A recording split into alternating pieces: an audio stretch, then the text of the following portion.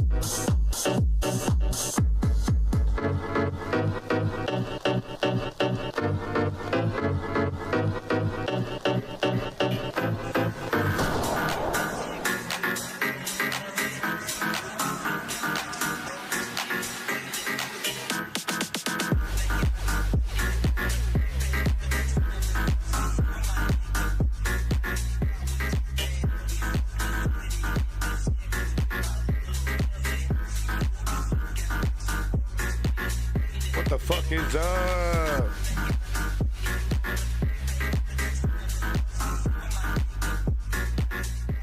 All right, so we were watching footage there from Japan. I'm not sure what year, maybe early 2000s. Ooh, we got a spin out. Drift Life, uphill, night footage. Thank you, Drift Life. And big props to this really cool mix, Rally Funk. Bunch of funk music made from Rally OST video game soundtracks, maybe? Is that what's going on here? I don't know. Very clever. Wonderful mix. Folks, this is News Underground. I am Abandoned Nihilism, a.k.a. The Harbinger. Oh, man, what the fuck? Homie's gonna ring the bell. I'm busy. Don't bother me. I'm busy. Dude wants to sell me some shit. I'm busy. Yeah, we can do that later. We're going to cover, I want to do a little follow-up on State of the Union. We're going to do a follow-up there. Want to get MSNBC's reaction because I think it's hilarious. Man, we were watching that right-wing reaction. That was something else. So we got a couple headlines related to the U.S. We're going to jump to some world news. UK. Gaza Strip. See here, Haiti, Sweden. We got a great clip from one of the new Discord users I wanted to show by a content creator led by Donkeys. I think we showed them before.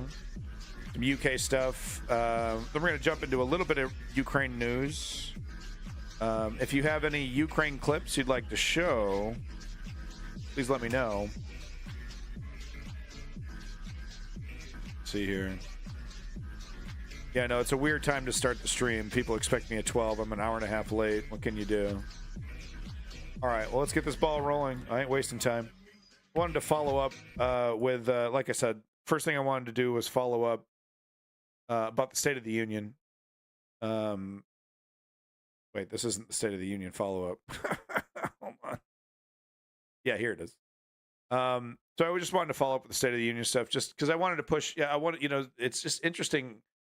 Some of the comments that these mainstream media, MSNBC people make, because it's like totally delusional in its own way from the left. So I just like to point that out. And this is also an opportunity for me to get my own opinions about the State of the Union in as well. So let's go ahead and do that. Apple speech for me. I mean, we've said this is Nicole, this was his "How about them Apple" speech for me. I mean, we've said. Of course, they're incredibly impressed. They think it's a really great speech, and I think it was a good speech. But at the same time, he's still far too cutesy with these people that want to demolish the country. And that's fully admitted. That's not being hyperbolic. It's fully admitted. That's like mainstream knowledge now that the Republican Party represents the disassembly of American democracy. This is the fourth or the third. I mean, we've watched this before. I think that grabbing the room by, he started with World War II and the Civil War and rooted the threat facing our country from my predecessor in those two, epic battles. And then he quoted Ronald Reagan. It was like a punch in the face to every Republican in the room, and that's how it started. Not really, though. It wasn't a punch in the face, though. You know what I mean? That's what you want it to be in your own little West Wing soaked MSNBC brain. That it was a big slam dunk. That you're showing how hypocritical they are. They know it. They don't care about that. They're shameless. First 120 seconds. Every Republican, he's rooted tonight's address in the Civil War, World War II, and then quoted Reagan. It is a punch in the nose. It's why if anything, it's a punch in the nose to progressives, right? And look at these so-called liberals over here. He quoted Reagan. He quoted Reagan. At the end, Lindsey Graham was slouched in a seat with his arm folded, chuckling like it was John McCain up there. I mean, the sort of, waving of the white flag by Mike Johnson's face, I think, told the whole story. And I think that, they will be attacking him by, I'm sure they are right now, or they will by 11:15 on Fox News. But everybody knows that this was a great speech. And everybody knows that if this is the message going into, the next 8 months, that polls will soon reflect that, and this will be a real fight. He needs to double down I think taking on his own age it took him 3 years to get this far. He needs to double down on it. But is this really going to result in any real changes? Is he going to get rid of Merrick Garland? Is he going to do anything substantive? No, and that's the core problem, and that's been my entire problem with neoliberals my entire life. Is that they'll come out and they'll impress you. Barack Obama could really knock your socks off, making you feel inspired. Leaving that speech feeling like, things are going to get better. And then only if you pay attention to this dismal daily politics, do you see how much of a liar they are. And then you see how much of a liar Nicole Wallace is, the so-called journalist who's carrying water. They made a lot of promises here. And are they really going to deliver that? And I have more to say. Times in the end shows not just Republicans but Democrats. He's not afraid of defending his stature. He said, his status. in my career, I've been called too young, and I've been called too old. He makes 3 references by the end of his age, and then I think the abortion debate has already been won, and I agree by taking on the Supreme Court. He's ready to take it to the next level. I thought this was taking on the Supreme Court. You mean when he wagged his finger at the Supreme Court? Really, taking on the Supreme Court? Is that going to result in any substantive change whatsoever? A really remarkable State of the Union. I thought the remarkable. It surpassed my expectations and it transcended my expectations. Wow. I did not think this would be as aggressive, as sharp. Got some low expectations. As much as just full campaign speech. Like, we know what's happening here. Like, I'm running against the last guy.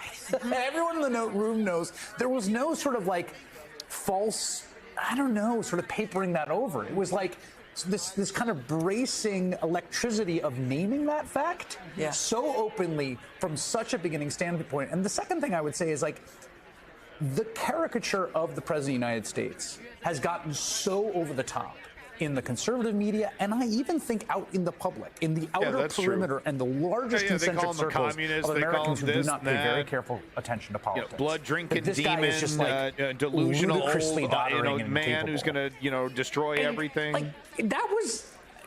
you don't want to set super low expectations for your opponent as a political matter. Okay, Like we Chris see this Hayes. before debates. Okay, So I'm going around having- being like, man, this guy I can't even listened tie to his this own whole shoes. thing. He can't even get up. He can't do anything. Okay, And then I you see need that, you're like, wait a faster. second, wait a second, wait a second, wait a second. Yeah, that was not what I was told. Maybe this age thing has been oversold. That was not what I was told about this individual, and that was so. Yeah, no, I striking do to me. agree. I do agree. Yeah, He I mean, was I thought the speech he was much peppier than normal. You know, some people in my chat were like, you know, they gave him the good shit, and it was interesting that he closed down the bar, like he didn't want to leave. They apparently turned the lights off, which was interesting. I heard about this. They turned the lights off to encourage him to leave because he still wasn't leaving, because he was there for like an extra half hour. I think he was really having the time of his life here, and you know, showed a lot of energy. Oh my god, the state of the situation. We need term limits, folks.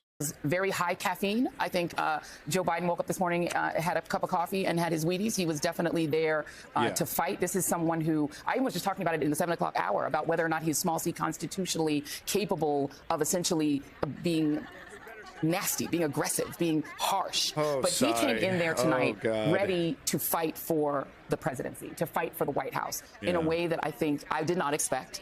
The speech was incredibly aggressive. He opened, as Nicole said, with World War II, Hitler, appeasement, and then he went right for the people in front of him. He said, my predecessor and some of you have sought to bury the truth about January 6th. He accused the members sitting right in front of him of 3 years, and Merrick Garland took him 2 years to hold even you know, the guy who planned it, even to start to hold him accountable. You know, timing it perfectly for the fucking re-elections. You know, it's just, God, man, they just lap it up. Not a shred of criticism. Seeking to bury that. Then he kept punching. My predecessors and some of you here seek to bury the truth about January 6th. Then he said, I will not do that. He shouted that out. Yes. Room erupts. Room erupts. Yeah. You can't love your country only when you win. As Lawrence said, he kept referring to my predecessor. He said, my predecessor came into office to see reproductive freedom overturned. He is the reason that it was overturned. It's just words. How about you get an AG that actually reflects that fiery language? You know what I mean? Vows, if you give me a Congress, this is something that I think as a rhetorical flourish in campaigns is very smart to do when you are in the... No one's here. You're the first chatter after first 12 minutes here. So I don't know. This might be a loser stream. You might want to go find something else to do. We do have UK news coming up after the US section, so in about an hour. Executive, because you actually cannot pass laws in the executive. When people say, it sort of annoys when people say, well, this president passed X, Y, and Z. No, it's the Congress who does it. So he went out and he asked for the Senate. He asked for the House to come back to the Democrats. He said, if you give me a Congress that will allow reproductive freedom to come back, then I promise you I will give you Roe versus Wade back as the law of the land. That was a concrete promise. The aggressiveness of it was important, particularly when it got to the parts where we knew he was going to be attacked. On the border, we saw this ridiculous stunt that Marjorie Taylor Greene pulled when he walked in the room. She had a campaign hat on in violation of Senate rules, of the rules of the chamber. She was a total and she fool. hands him this button to try to play him on the border. Yeah, but and I thought that he did an okay job, you know, trying to kind of flip the script using the button against her, I guess, but he really didn't. He kind of used the button to agree with Marjorie Taylor Greene. And, you know, he was just basically saying, look, I tried to pass your incredibly draconian right-wing immigration legislation that would have dehumanized these people and, you know, and kicked them out without any recourse and, you know, fuck asylum and, just the harshest treatment possible. And you said no because you wanted to play politics. I did find it super disgusting that the Republicans, especially Marjorie Taylor Greene, were using this dead person who was killed by a migrant, just blatantly using them to enact legislation that would absolutely result in literally children, dying from dehydration and other, drowning in a river. You fill in the blank. I find it shocking. I find it shocking that the people around that person would want that to happen. But you never know. I mean, you always see really disgusting behavior. You not always, but you sometimes see really disgusting behavior sometimes around situations like that where you think common sense is going to prevail. But yeah, I don't know. They're Joyanne Reed here treating the button thing when he pulled out Marjorie Taylor Greene's button.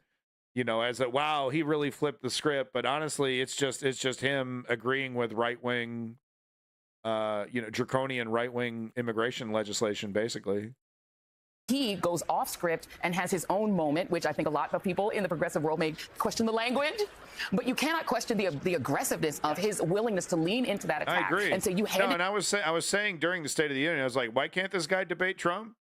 Why has this guy been hiding from all other Democratic challengers? Me this button about a woman who was killed he can clearly by defend a himself. migrant, and I'm going to throw that back at you and say, let's solve this problem. I, too, have concerns about the border, but I'm not afraid of your attack. He met Solve Marjorie this Taylor problem, Greene, yeah. not on her level, but as president in a way that kind of embarrassed her for the stunt. No, I totally disagree. So he was talking above her. No, he was on her level. He was agreeing with her. He was agreeing with one of the most extreme right wingers in Congress about what we need to do about immigration. Flies in the face of the poem at the base of the Statue of Liberty. You know, this whole shining city on a hill, my ass. You know, get out. We don't have any room for you. Get out, scumbag, rapist, fentanyl, drug dealer. You know, it wasn't him scolding her. It was him agreeing with her. Marjorie Taylor Greene, not on her level, but as president in a way that kind of embarrassed her for the stunt. So I thought the aggressiveness was smart. And then the last thing I'll say is that he also had to deal with the issue of the Middle East and of Israel. I think that he did a good job in actually using Biden-y compassion and using the language of compassion when it came to the issue of people who are starving and who are suffering, and also of talking about his fiduciary duty to bring home those hostages, some of whom are dual citizens Americans, who he does have a duty to as well. So I thought he balanced that really well. Overall, I have to say, surprisingly aggressive. I thought smart in the way it was constructed and bookended with foreign policy. We were Googling. I was asking Jen, how often is foreign policy the lead? It was a smart lead, and then he closed with foreign policy as well, and with that sort of rousing sort of Biden optimism. Not just foreign policy, though. It's integrated with the aggression. I mean, within the first couple of minutes of the speech, my message to President Putin is simple. We will not walk away. Crowd goes wild. We will not bow down. I will not bow down. And it's, I mean, and the Republicans didn't stand for any of that. The Republicans sat, in disagreement for, pushing back against the Russian Empire. They just sat. They didn't even applaud it. The coming out of his corner, throwing roundhouses from the very beginning. Yeah, I mean, Leon, I thank you for posting that poll, but it's still too early. It's still too early. Only the freaks like us are actually paying attention. Was on Trump and on January 6th and on democracy and on Putin and on abortion and on abortion. And he intertwined it with our fight here, as we were talking about before. I was very struck because I've been a part of, I don't know, maybe 9, 10 of these. I'm not sure.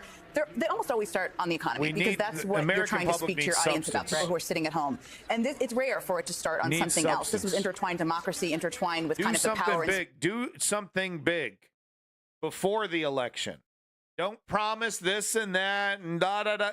Do something big, dude, before the election. For the love of God, we need something. We need a slam dunk, legalize marijuana, something. Low-hanging fruit, something, man. The student debt thing wasn't enough. It wasn't enough. Speaking against authoritarian dictators like Putin, that's a choice, and that's a choice the president makes. It's not like I'm hearing these MSNBC idiots talk about how Biden, fulfilled his entire agenda. I'm like, what? You just forgot the entire Build Back Better saga, huh, Rachel, Nicole? Succeeded. You just forgot about the Voting Rights Act, huh? You forgot that they're talking about how abortion's a big win for them. They lost abortion. They're the party that lost it. Just give him a speech and he says, sounds great, I'll deliver this. He made the choice to bookend this on democracy. The moment that we're in, that is rare. I don't know. Lawrence may know. Someone may know. All right, so I can't take any more of this. The last part I wanted to criticize Biden on. So MSNBC just totally slobbing his knob over, show really aggressive against Republicans' attack against the democracy. I mean, legitimate. We have a legitimate party that is legitimately trying to dismantle this entire democratic experiment, the foundational elements of this country. It should be treated as a direct assault on the United States. It has now become normalized. And what did we see Joe Biden do? Shake the hand of Mike Johnson and play, and play games and wag his finger at the Republican Party. you know, to me, it reminded me, and I was telling my wife like this, I was saying, it reminds me of some naive idiot who is like right in front of a raging tiger who's like trying to claw his face off. And he's like, oh, shucks. Oh, you cutie. Oh, you little ragamuffin over here trying to kill me. Oh, you know, and the chain is barely holding back the tiger who just can't wait to maul him. You know, Biden sitting here. Oh, gosh, guys, you know, oh, you don't want a $2 trillion tax cut for the rich? Oh, okay, all right. Oh, I know you're liars, and everyone knows. Far too playful. These people are an existential threat to the fucking foundation of the United States. Okay? We don't have time for you to be playing fucking games. You shouldn't be shaking their hands. It should have been 10 times as fiery. You are a direct assault to our democracy, and I'm going to do everything in my power to put you in jail kind of speech. And instead it was a, okay, oh, I know you're a liar, but I guess we're still going to play this game. These people can't wait to destroy the neoliberals. Once they're going to get in, they're going to make them completely irrelevant. And you know, the MSNBC and all these other, they'll do their like, you know, soliloquies about the death of democracy, and it's really happening. They're really doing it, and you know, and yeah, it's really happening. And the last pillar, the last gate that stood in the way of this, folded like a paper plate. Oh gosh, you're an existential threat to me and my country. Will you show you guys? So that was my problem. 3 years, and that's what we get? That's what I'm supposed to be praising? It's naive. Comfortable. So anyway, there we go. My thoughts on the State of the Union from last night. We streamed it live. I don't know if anyone wanted to join there. GOP nominates... So moving on to our next story here. Let's get back to our headlines. I'm more worried about him normalizing the immigration as a threat. I mean, it's just like, that's just a foregone conclusion. Now, I guess we're all brutal right-wingers now that think women and children are smuggling fentanyl. I mean, you watch Morning Joe, that's just the bog standard assumption. Oh, we got to stop the fentanyl. Like women and children aren't also trying to get over here, man. Oh, they got fentanyl in their little kid sneakers. I'm putting words in their mouth. All right, but I know more MSNBC. I'm sorry, but this is actually some good reporting, and I wanted to show it here because a lot of these videos that I'm showing are basically, oh, yeah, right-wing conservatives are hypocrites. And it's like, yes. The reason why this journalism is important, because what happens next is you go, yeah, no, the right wing is really dangerous. The right wing is extremely hypocritical. And people go, oh, yeah, well, both sides. Oh, yeah, well, you know, they're both pretty bad. So I'm not really going to pay attention. I'm just going to vote for conservative anyway. I don't want to know. But the pieces of journalism like this are important because, no, there's a substantive difference between conservatives. And I'm going to show an example in the UK as well of this, where, like, no, you can, you know, the cynics and political nihilists and apathetic idiots, both sides. I don't really need to pay attention. I just pick the guy that I like the best and makes me smile. It's all a big joke to me. No, there's a real substantive difference, and this kind of journalism is important because when you are challenging those people, when you are challenging those times in your life when you have to make a stand politically and you have to say, no, this is what I believe in, you can remember, yeah, no, I've done my research. There is a difference. There is a difference between what I'm going to show here right now, which is Republicans claiming, ballot frauding and ballot stuffing and all the, 2,000 mules. And there's a difference between their lies and what the Republicans have actually done, the crimes that they've actually committed, the ballots that they've actually stuffed. You know, so when idiots like me come along and they go, oh, wow, that's projection. That's projection. This is the kind of shit that we're talking about. You know, when Republicans talk about, oh, I can't believe you do this and I can't believe you do that. Oftentimes, it's because they believe that if in the same position, they would be doing the same thing. Because they have conservative politicians have a criminal mindset. Anyway, let's get to it. You'll see what I mean. This is a good piece of journalism, rare from MSNBC. But this shows us, you know, oh, they raised a big stink. The right wingers raised a big stink, 2,000 mules about January 6th. And, oh, no, it was all justified. And, you know, and we still see Republican politicians to this day go, oh, you know, well, there were a lot of irregularities. There were a lot of irregularities with the last election. That's a total lie, actually. Look it up. Look it up, dog. It was one of the most buttoned up, tight fucking elections we've ever had in American history because of all the shit that Donald Trump was saying before the election even happened. People were doubling down, making sure there's no fraud. It was one of the squeaky cleanest fucking elections we've ever had. And really the crimes, the election crimes that were committed, majority of them were committed by conservatives. MSNBC is not center left. No, it is center right, sometimes full-blown right leaning.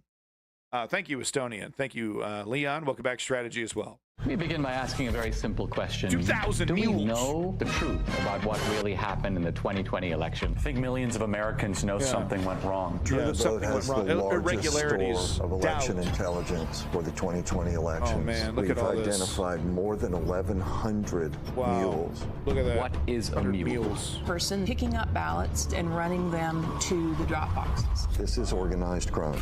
Organized crime. That was a trailer for the election conspiracy propaganda 2,000 Mules. It was created by right-wing provocateur Dinesh D'Souza, and it's been widely cited by election deniers across the country as proof that the 2020 presidential election was stolen. In that trailer, you may have caught mention of an organization called True the Vote. That is a right-wing voter suppression group. Yeah. 2,000 Mules is very upfront about the fact that the main source for their stolen election allegation is research by True the Vote. Now, True the Vote claimed that they had identified secret operatives, look what he's doing, so-called mules, who were stuffing ballot boxes with votes. And the filmmakers suggest that filled out by Nancy Pelosi herself. That is proof of an election that was stolen for Joe Biden. The claims in that film have been widely discredited. And True the Vote has now been forced to admit in a court filing in Georgia that it had no evidence to back up its claims about ballot tampering there. Oh, zero evidence. But they look at the blinky lights and stuff, guy. Look at the dark room. Look at the computer screens. Look at the mule data. This looks like a fucking screensaver, dog. What the fuck is this? That's proof to me. Blinky lights. Blinking. Welcome back, Ribbons. So after that humiliating admission, you might think that anyone involved in the whole 2,000 Mules election conspiracy would, I don't know, retreat from public life. No. But you would be wrong. Oh. Yesterday, Republicans chose this man, Brandon Gill, to be their nominee for Texas's 26th congressional district. What's wrong with his head? Brandon Gill is the son-in-law of the creator of 2,000 Mules, Dinesh D'Souza. And Gill was the film's main promoter when it premiered. That alone is an alarming example of where the Republican Party is right now, but it is even more shocking when you consider one of the other candidates Republicans chose to be their nominee yesterday. This is Mark Harris, a conservative pastor who ran for Congress in North Carolina back in 2018. This gets better. And Mark Harris won that race in 2018, or at least that was how things appeared at first. Because after Election Day, everything changed. Republican Mark Harris beat Democrat Dan McCready by only 905 votes. But instead of calling the race, officials launched a dramatic months-long investigation into allegations of absentee ballot tampering. Harris denied knowing about any wrongdoing. But just a day earlier, Harris's own son, John, a federal prosecutor, gave emotional testimony, revealing he warned his parents about the political operative they hired, Leslie McCrae Dowless, accused of running an operation that tampered with absentee ballots. Workers for Dallas say they were directed to forge signatures, collect blank or incomplete ballots, and even fill in votes. Well, that's all the stuff. That's all the stuff they said that the left did to win Joe Biden's. Golly. Well, I'm sure they had lots of proof to back up those claims when they were making them. Unlike these claims, I'm sure there's no evidence for these claims, right? This is the kind of weaponized justice system that Steve Bannon's always warning us about. North Carolina had to hold a brand new election after it was revealed that a Republican operative had helped steal that congressional race by... That's exactly what Donald Trump wanted, too. Remember when he was talking about that? We should just do it all over again. That's what we should do. We should just do it all over again then. Fine. It was so tainted. It was so tainted. Did the whole thing over again. Wait for it, a ring of ballot harvesting mules. Yes, mules who collected ballots and filled them in for the Republican candidates and then mailed them in to be counted. In the end, scandal-plagued Mark Harris chose not to run in that do-over election, citing health issues. Oh. But there is no shortage of second chances in Republican politics. He's back. So yesterday, Republicans in North Carolina voted once again to make Mark Harris their nominee, this time in North Carolina's 8th congressional district. Stone cold busted, trying to steal the election. Bring him on back. I've had the R next to my name my whole life. You're so pathetic. You're so pathetic, man. And honestly, is this like some kind of audition for like corrupt politician on a TV show? You know what I mean? Could he not fit the bill any closer? Hey, from South to Boston, it's your boy Lenny. Look, folks, if you don't know what's going on, make sure you click that Lenny and make sure you click that follow. Your daddy says so. But honestly, central casting over here. Yeah, we're looking for a slimy, corrupt politician. You know, kind of looks like a relic from the South, silver hair, you know, slick tongue, you know, confident delivery. I mean, he's got the part walking through the door. He doesn't need to say one word, does he? Harris is now claiming that 2018 scandal was actually manufactured by Democrats to steal the election from him because, of course, he's saying that. Believe anything. So to summarize, the guy who promoted the totally discredited ballot mule conspiracy is now a Republican nominee for Congress.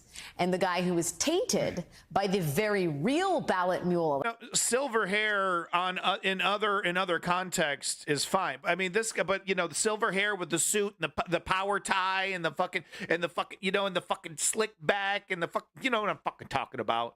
That's what I'm talking about. I'm not talking about just silver hair in general. Election conspiracy. Kim Goblin scandal, if you will. He is also now a Republican nominee for Congress. Both men are running in safe seats, and they will likely be elected to the U.S. House of Representatives this November. They're going to win. How's that for an ending? How's that for an ending? Stone cold busted stealing an election. Stone cold busted lying about the other side stealing an election, making a whole fake ass documentary, right? Having to admit in court. Oh yeah, no, there was no evidence to back up our claims, our 1,000-mule claims. They put it in here somewhere. Yeah, here it is, right here. Conservative group tells judge it has no evidence to back its claims of Georgia ballot stuffing. They have to redo the election, right? So this little rat scuttles to a different hole and wins. Because he's got an R next to his name, and he knows how to say things to the right kind of dummies. They win because, I mean, safe districts, right? Because there are lefties there. There are lefties there. There are people that, but they're cynical. They're destroyed, and the neoliberals don't inspire them. And why should they? So they just give up. They just check out, right? So they become safe districts. It's not like it's some like 100 person town, you know. These safe districts. There's like tens of thousands of people in some of these places. It's just a lot of these people are checked out. They're checked out. And yeah, I can blame the neoliberals for that. Because what is the message from the neoliberals? Accept less. Accept less. We're just, you know, Ronald Reagan wasn't so bad. Or Fox had to settle. Yeah, I remember that. Yeah. Well, I don't know why this is. I guess this is in the U.S. section. This makes sense. More Gaza news, but it's okay. I'm not going to read the article. I don't have time for that. If you want to read it, it's right here. This is from Woke Patriot, I believe. But this is just more evidence of what we've been talking about. How Joe Biden is such a weak leader. He's so listless and just on autopilot. Because here he is, you know, starving Ukraine. Literally, Ukrainians dying on the front lines, getting overrun by Russia. When all they need is some damn ammo for the guns that were sent to them. Oh, nothing we could do, says Joe. Nothing. Oh, hands are tied. Oh, these dang Republicans were just nothing we can do. Bending over backwards. You know, meanwhile, I'm really mad at Bibi Netanyahu. Apparently, Joe Biden was caught on a hot mic during yesterday's State of the Union, criticizing Bibi, right? He's so mad at Bibi. He's so mad at Bibi. Oh, we gotta stop. We gotta do something. We gotta build a port so that people aren't starving. We gotta airdrop food. No, we're also using loopholes to make sure that the arms keep coming. Right? Making sure that they're fully stacked for that invasion of Rafah. Yeah, Malum. Cynical. It's not the death. The United States isn't doing it because it likes killing. As you know, as fun as that would be to say. But you can't. I mean, come on, man.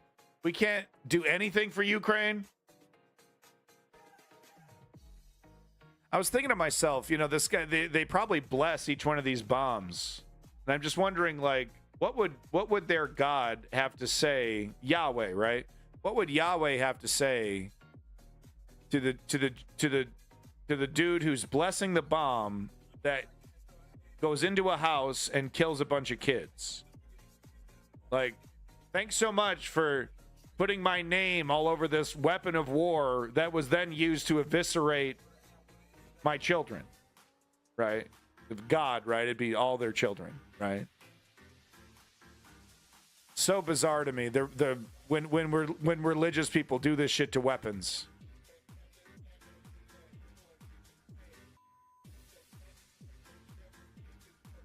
Moving on. I think there's another one from Woke Patriot. Thank you, Woke Patriot. Good news, guys. Uvalde report defends local police. Here are the findings that outraged some families in Texas. So don't worry, guys. You remember the cowards from Uvalde, Texas, who sat around in the parking lot for 45 minutes while a maniac shot up a school? Well, they didn't do a goddamn thing wrong. And you know why they didn't do a goddamn thing wrong? Because cops actually don't have any obligation to protect you. Little known fact. Little known fact. Yeah, strategy. He did claim he would try to please both sides. That is kind of what he does with it bending over. Yeah, strategy. It's working so well. Welcome back, Davey. So yeah, those cowards from Uvalde. Yep. They didn't even do anything wrong, yo. Citizens are requested to sign up. The officers could not see where the rounds were coming from. They just knew that the rounds were going through the wall, through the wood, through the doors. And through the children too, by the way. heroes. They were wearing body armor, fully strapped, you know, big fat guys and running around in military gear. It was really adorable watching them cower in the hallways while the very young man shot up the classroom there. Had to mute those gunshots and screams, didn't we? Too much to handle. Needed a good guy with a gun. They could not shoot into that room blindly. That would have been a serious violation. Yeah. Someone might have gotten killed.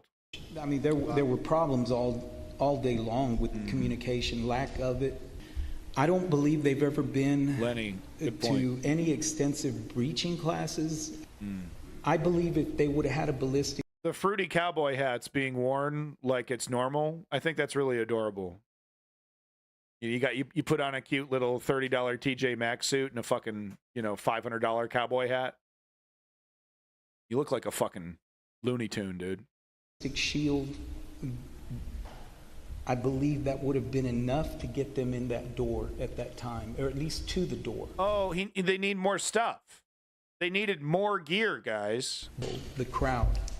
At times, they were difficult to control. They were wanting to break through police barriers. Yeah. There were times where some of the people... And we're blaming the parents who, out of frustration, and one parent successfully got her child out of the school, by the way, with her gumption.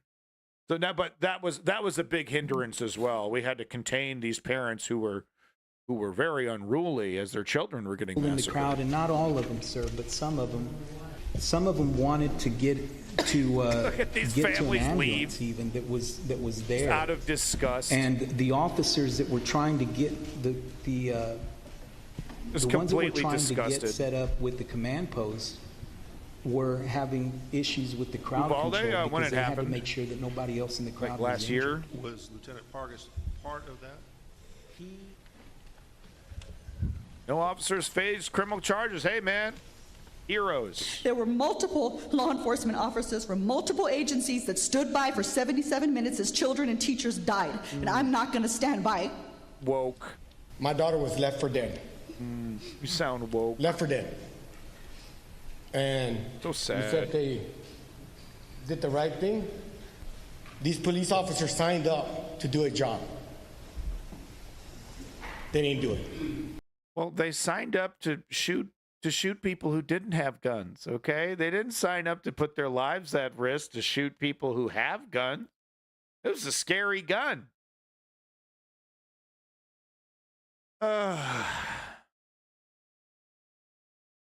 An independent report commissioned by the city of Uvalde into a deadly 2022 school shooting, so it was 2 years ago, found that none of the city's officers violated department policy. And once again, this is very specific. Officers did not violate department policy. Need to remind you, police, it says protect and serve. That's a logo. That's a slogan. The paperwork, when they're challenged in court, don't you have an obligation to protect people? When they're challenged in court with that specific question, oh, no, actually, we don't. The specific contract that we have with citizens is basically, to provide assistance where we can, but there is no obligation to help you. Infuriating families of some of the 19 children and 2 teachers who were killed in one of the deadliest classroom shootings in U.S. history.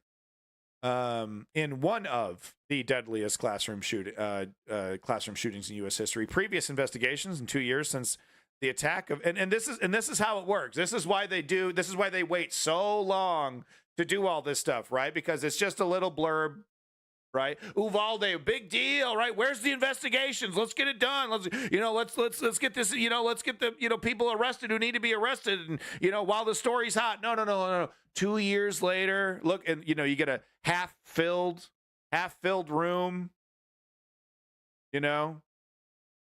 right?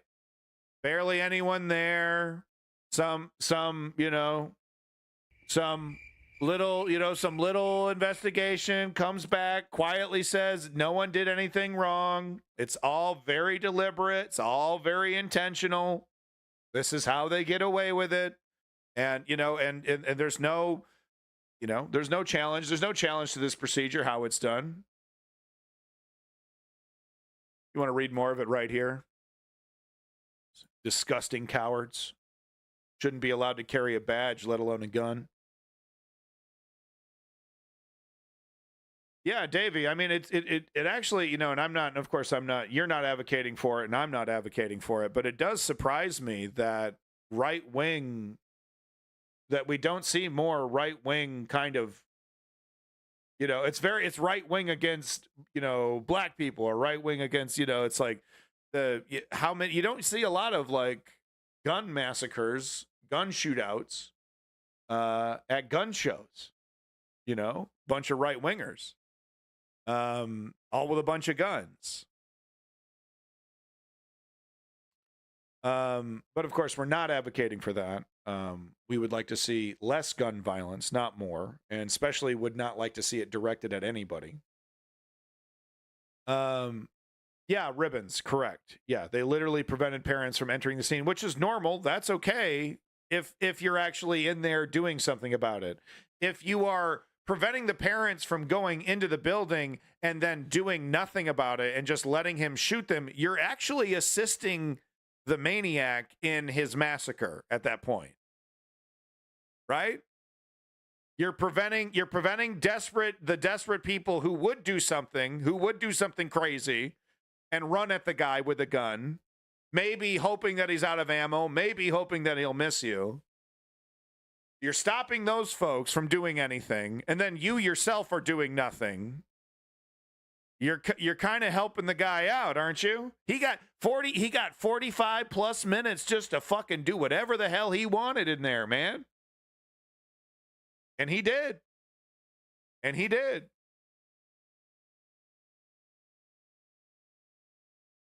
Yeah, Malum, exactly. Yeah. Oh, they were so unruly, and it was really, they said mean things to us, and we're sitting there with our pot bellies and our bulletproof vests that barely fit us properly, and we felt really sad.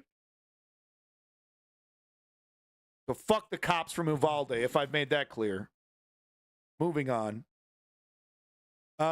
This is just an insane. I know it's more MS. This is NBC specifically, but this trust me, you're going to want to see this. I didn't know about this woman until I saw this, but she's a mayor from Illinois, and her name is Tiffany Henyard.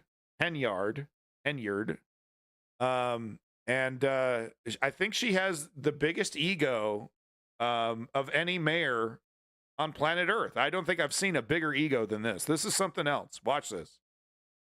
The question is, she calls herself a super mayor. And for me, the question is she actually being effective? So let's see. Let's find out. Seems pretty corrupt to me, but let's see. Let's find out. This is Mayor Tiffany A. Henyard, the people's mayor. She's a self-described super mayor. This is me, yes, me, super mayor. Whose likeness can be seen hung across her small Chicago suburb and on her social media channels. I am there for all my haters. It doesn't matter because I'm the mayor of all of Dalton. But tonight, Tiffany Henyard, the mayor of Dalton, Illinois, is struggling to silence growing calls for an investigation into how she spends public money. And I will be victorious when all the dust clears. You see, mark my words. So with that being said, I'm going to go into this veto message. During a tense board meeting Monday, Henyard vetoed a measure calling for an outside investigation into her alleged misuse of public funds. Calling for an investigation of Mayor Tiffany Henyard. This after the village board late last month called for the FBI. I don't know, man. These don't look like right-wing MAGA Republicans. You know what I mean? These guys look pretty, pretty diverse. A pretty diverse crowd here. Stoked to hear about this. U.S. Attorney and the Cook County Sheriff to investigate the village's finances, which trustees say the mayor is keeping under wraps while spending lavishly. We cannot continue to stand for millions of dollars being wasted on trips and things that do not benefit the community. Kiana Belcher Tiffany, is one trustee calling for that investigation. What is it that you all say she's spending public money on? We have not received a financial report since September of 2023. She alleges that last year the mayor racked up $1 million in police overtime for her own personal detail.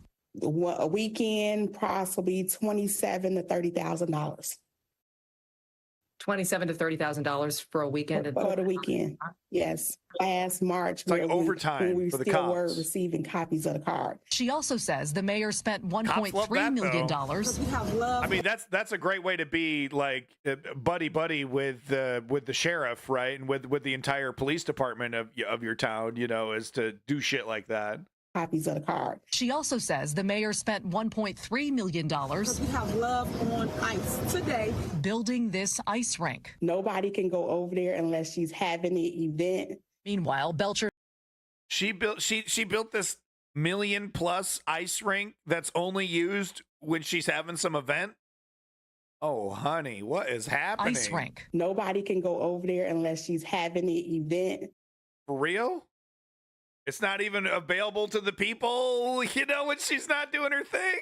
Meanwhile, Belcher says vendors contracted by the village say they're not getting paid. The banners or the billboards with her face on them, is that person not getting paid? No, the person is not getting paid. It was 122 banners for $19,900 some dollars. NBC News has reached out to Mayor Hendard, who, according to NBC Chicago, also works as township supervisor for a neighboring community, making a total salary of close to $300,000. I mean, I wanna believe in her, man. I want to believe that she's, you know, but come on, man, you don't have to.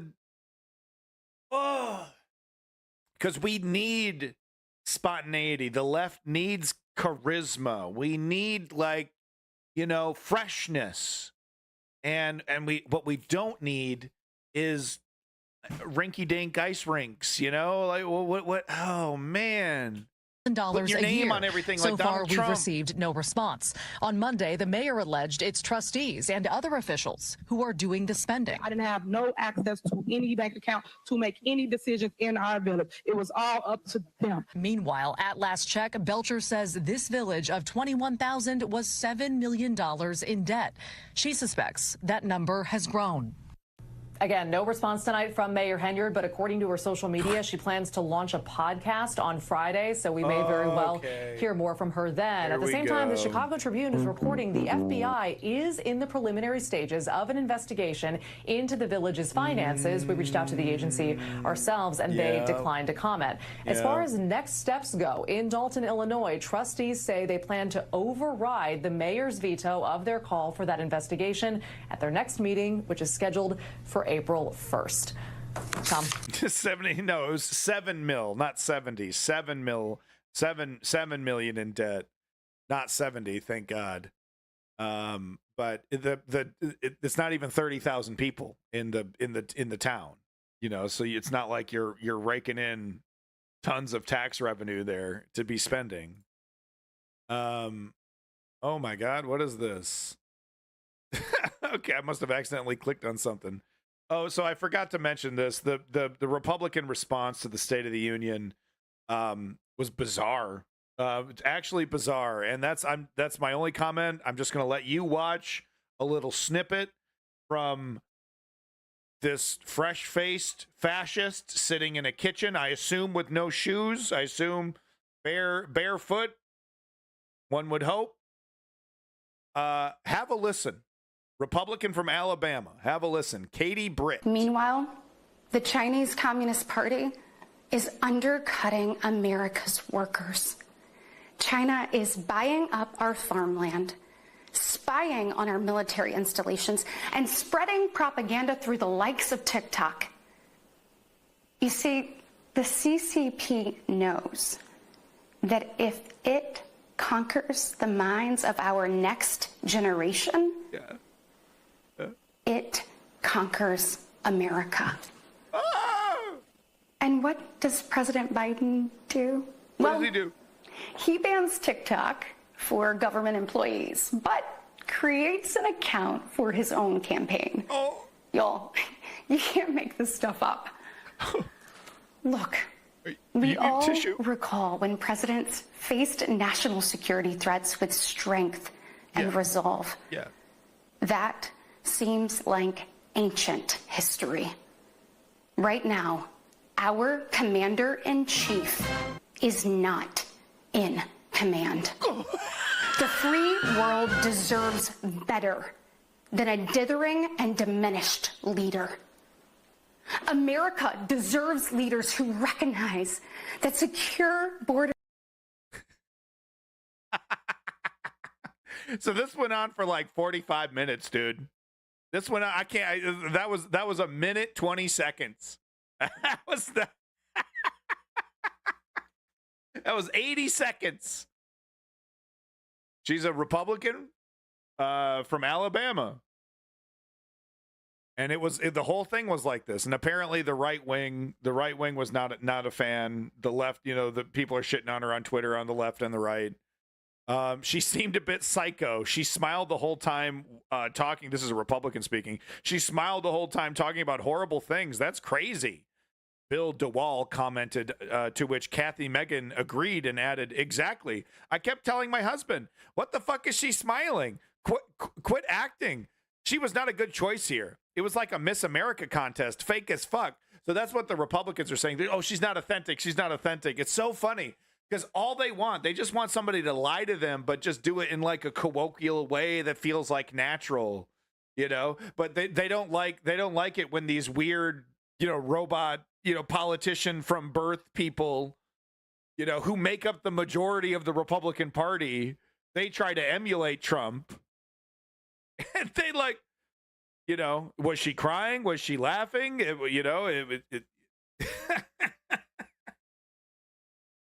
Oh, and apparently Donald did do some live. It wasn't a live stream. I guess people misconstrued what he was saying. But he just did his usual tweeting on Truth Social, saying outrageous things, right? All right, that's the last of the State of the Union, I promise. I don't have time to read this, but I just wanted to show, how incompetent, this current crop of fascists are, and I call them fascists because that's what they are. But by no means are these people, Germany 1940s style fascists who have their shit together.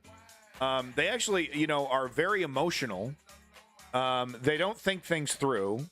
And they're okay picking politicians that are doing the same thing. And eventually that does catch up to you, right?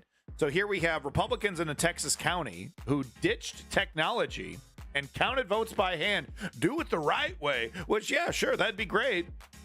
That'd be great if they didn't pass laws that say, well, if we don't like how things turn out, we could just say there's fraud and nullify all the results anyway. Because, yeah, okay, let's vote them. Let's count them all by hand. By the way, all the election challenges made during the Biden election, that had hand counts, he not only won, but sometimes the results came back, he got more votes. Biden, not Trump. So here, Republicans in Texas County ditched technology and counted votes by hand. Here's what happened. And there's a correction I need to make. I almost forgot about the correction. Okay, no, that's good. I'll do that. Okay, hold on. Sorry, that was non sequitur. They ditched the tech. Chairman, blah, blah, blah, blah, predicted the results, blah, blah, blah, blah. By 9:30, so he did that at 8:30. So by 9:30, he expressed surprise that none had returned. Shortly after, he informed County Elections Director Jim Riley it might be hours before workers finished hand counting the thousands of early and mailed ballots, a task that they begun at 7:30 that morning. That morning started bright and early, 7:30 in the morning. They're not even close to done by 9:30 p.m. Are you kidding me? Riley said. Campo wasn't kidding or even hedging. In the end, the counting took all night long. At 4:30 a.m. Wednesday, Giuseppe County Republicans completed hand counting more than 8,000 ballots, following through on a decision the county party made months ago. Amid a statewide push led by individuals who have promoted some of the wildest election conspiracy theories since the 2020 election. So I'm cool with not hand counting, but I would prefer paper ballots across the board. I would prefer paper ballots over these Dominion machines. With that said, don't come after me, Dominion. I don't think there's a problem with your machine. I don't think there's any fraud with Dominion. Let's make that clear. Nip that in the bud, Dominion. Get off my nuts. Okay. With that said, I'm just uncomfortable with that being zeros and ones. You know what I mean? Initially, I'm okay with it eventually turning into zeros and ones, put my fucking thing through a machine, right? But I like the idea. 8K votes should have been done in 2 hours at most. Davey over here. Davey could have done it better. Really, with a bunch of like geriatric volunteers and like $6 can't even afford a fucking Little Caesars pizza for everybody. Really, Davey? A shoestring budget? Yeah, with a bunch of volunteers, huh? You could have done it quicker. All right. Giuseppe County Republicans decided to hand count primary ballots, even though experts agree and studies show the method is time-consuming, costly, less accurate because there's a human element, and less secure than using machines. In each precedent at one winery selected, precinct and at one winery selected as the counting site for the ballots cast during the early voting, workers paid $12 an hour, so not volunteers, were hand counting nearly 8,000 primary ballots, around half of which had been cast that day. Yeah, I mean, with a staff, $12 an hour, that's not very good, though. I mean, but with a paid staff? So the workers couldn't stop until they finished. Texas law requires the count to be continuous, so they all had overtime then. While Giuseppe County Republican Party has so far paid for the hand count, the state, which allocates money to reimburse political parties and counties for their primary and runoff election expenses, will ultimately reimburse most of its costs. The total is yet to be tallied, but that means Texas taxpayers will foot the final bill. Blah, blah, blah. They complete the task. Party workers load to the final set. Blah, blah, blah. If you want all these, they did it at a winery. You know they're sipping that good shit. Sipping that good one. No, it's probably the cheap wine. You get 10 pound per hour. Yeah, that's pretty terrible. Looks nice. Looks like a nice joint. Trump promises kept. Oh, honey. Honey, what promise? Well, Davey, it depends. You're assuming it's like 1, 2, 3, 4, 5. You're assuming they look at the document for 5 milliseconds, stamp it or something, and then on to the next one. Seems like there's a whole process here, Davey, that they have to go through. It does, and I don't think it's just candidate A, candidate B, candidate C, candidate A. I don't think it's that simple. They got drunk off the taxpayers' expense? Yeah, probably not. They probably had to pay for it. It was not an efficient process, though one carried out with no visible calamity. From start to finish, the process took almost 24 consecutive hours and involved around 200 people counting ballots. Yeah, Davey, I mean, there's something here, man. There's something more complicated than just counting the ballot. It's like they have to go through the whole fucking thing, man. I mean, come on. I mean, this is not just laziness or like bad hiring or bad management, dude. Come on. 200 people, 24 hours. Yeah, there's a whole process here that they had to follow.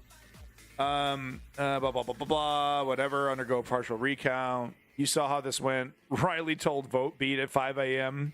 when all party members had departed the office. This was a circus. He said he'd withhold judgment on whether the count was accurate because he didn't have eyes and ears in the rooms where it happened. For their part, the Democrats conducted their primary with the help of the county using the same machines they've used for a few years.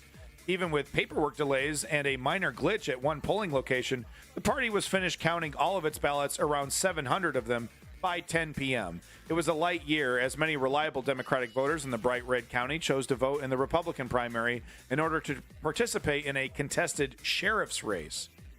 Boy, isn't that cool? Isn't that cool how they got that set up? That's adorable. Campbell said the party's original goal was to have enough volunteers that we finished counting before the Democrats did. Clearly that didn't happen. Wow. Okay. All right. Well, if you want to read more about it, it's right here. But, you know, once again, another example of, you know, these conservatives, they're emotional. They're not thinking. They're not smart. You know, they walk around cocksure. They're happy to tell you you're a fucking moron. That's for sure. But ultimately, they're cowards a lot of the time. Right wingers. Yeah. Am I triggering somebody? Hopefully I'm not. Hopefully no one identifies with these current crop of right-wing Republicans in my chat. But, you know, cowardly, emotion-driven, projecting, selfish, narcissistic. Why do you think they've picked Trump as that's their guy? They're the most proud of Trump, and really Trump was formed from all the negative traits of American politics. No, Davey, I wasn't talking about you. Davey is not your average conservative. He's what conservatives should be. As much as I disagree with him on anything. But man, I really do wish there were more Davies. No, you don't. But I really do wish there were more Davies in the Conservative Party. Because, you don't have the best ideas, but you know what? You accept reality most of the time. Which is better than I could say for your average conservative. Okay, wow, okay, I have this queued up twice. Thank God, we're not going to do this. Okay, that is the end of the U.S. section. Thank God. Thank God. I'll do a mass shooting update on Saturday. I'm sure there were lots of people who died in mass shootings in the United States. We can cover that on Saturday. So I did want to cover this wonderful new contributor here in the chat. Can't quite remember who put this in. See if I can find it. Want to give them credit because I do appreciate people coming into my Discord and giving me cool stories. And this is important to me. This is about the right to repair. And the right to repair is extremely important. Yeah, I don't know where the fuck it is. It's in the Discord somewhere. So please. Point yourself out if you put this in my chat in the Discord. But big props to you. Thank you for doing this. Sorry I didn't find it. I'm dumb. But no, this is very important. Oregon just struck a blow to parts pairing and won a decade of repair support. So this is an article from iFixit. And if you're a tinkerer, if you're an IT guy, you've probably been to iFixit.com. If you need screwdrivers, if you need a tool set, boy, iFixit. They have the best one in the entire industry for taking stuff apart. Oh, look at that. OLPC right there. I have one of those. I have an OLPC. These are fun machines. Probably me. Yeah, it's you. Well, thank you, strategy member. But no, just a big victory. I'm not going to get into it, but it's just a legal victory for fixing your own stuff. There's a bunch of loopholes. This was the most interesting part of the article right here, to me at least. I didn't have time to read the whole thing, so to be clear, there's probably more interesting stuff beneath it here. But this is really it shows us how bad the problem is when it comes to the right to repair. And I'm just talking about my device is broken. I have the right to disassemble it, take parts from some other device, and make it work again. No, the manufacturers of these devices want to make that illegal. They want to make it so that third-party repair guys, a repair shop, can't operate, right? So can't take parts from something else and can't do any. It's all proprietary. It all needs to be locked down Apple style. Well, that is actually, that's really bad for the environment because that creates a lot of electronic waste because instead of reusing things, we're just throwing them away. But this part of the article is really great. Almost everything with a chip, minus the usual exemptions, is covered, and that's the important part.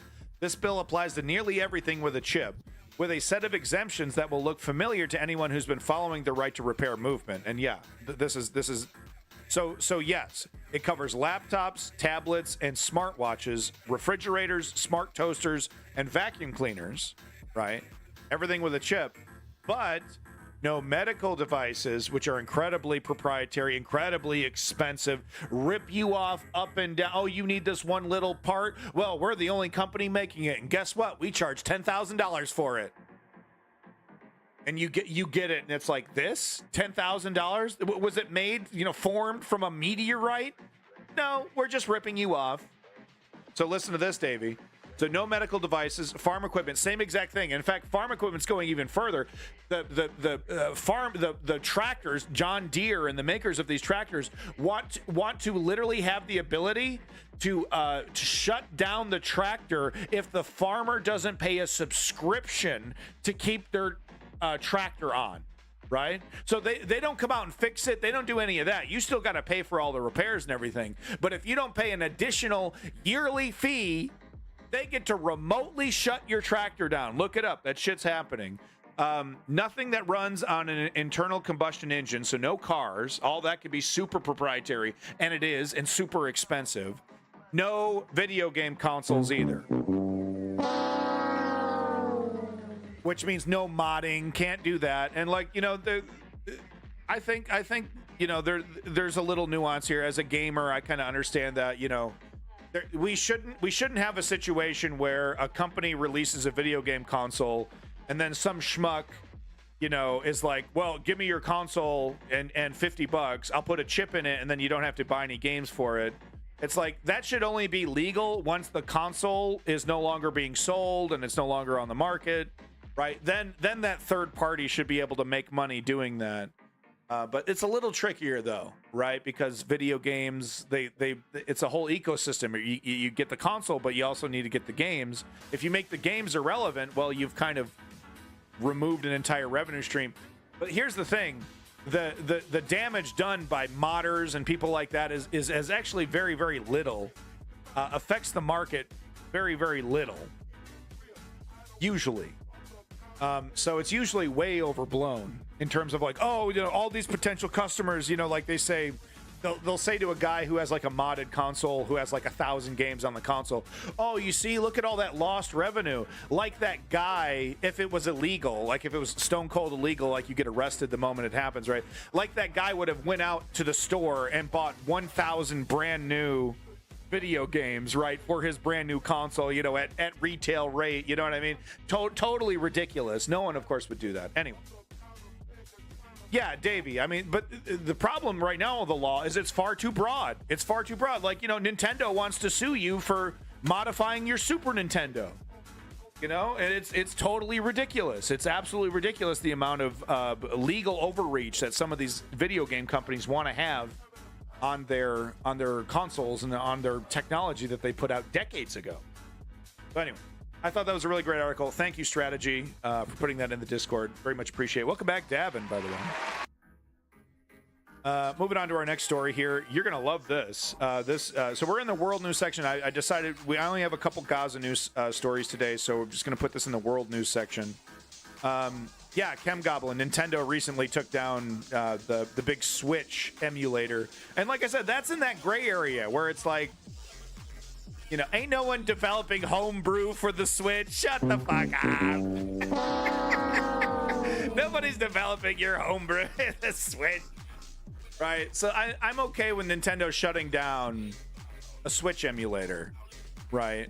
I'm not cool with them, you know, like I said, going after Super Nintendo or even GameCube stuff, you know? And it's like, look, if you're not going to sell it, if you're not going to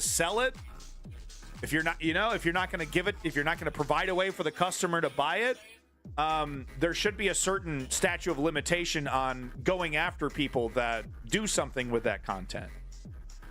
You know? Anyway, video game stuff. Boy, I could talk for hours. I really could.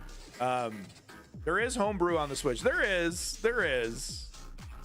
Ideally, what would happen is that Nintendo would open up their platform in a way that would allow people to develop homebrew legally, right, without having to modify their console or use an emulator, you know, to develop for it, right? But they don't want. Oh, you got to spend $50,000 on our dev kit. That's the only way to do it. You know, a bunch of hyper restrictive. It's like, come on, guys.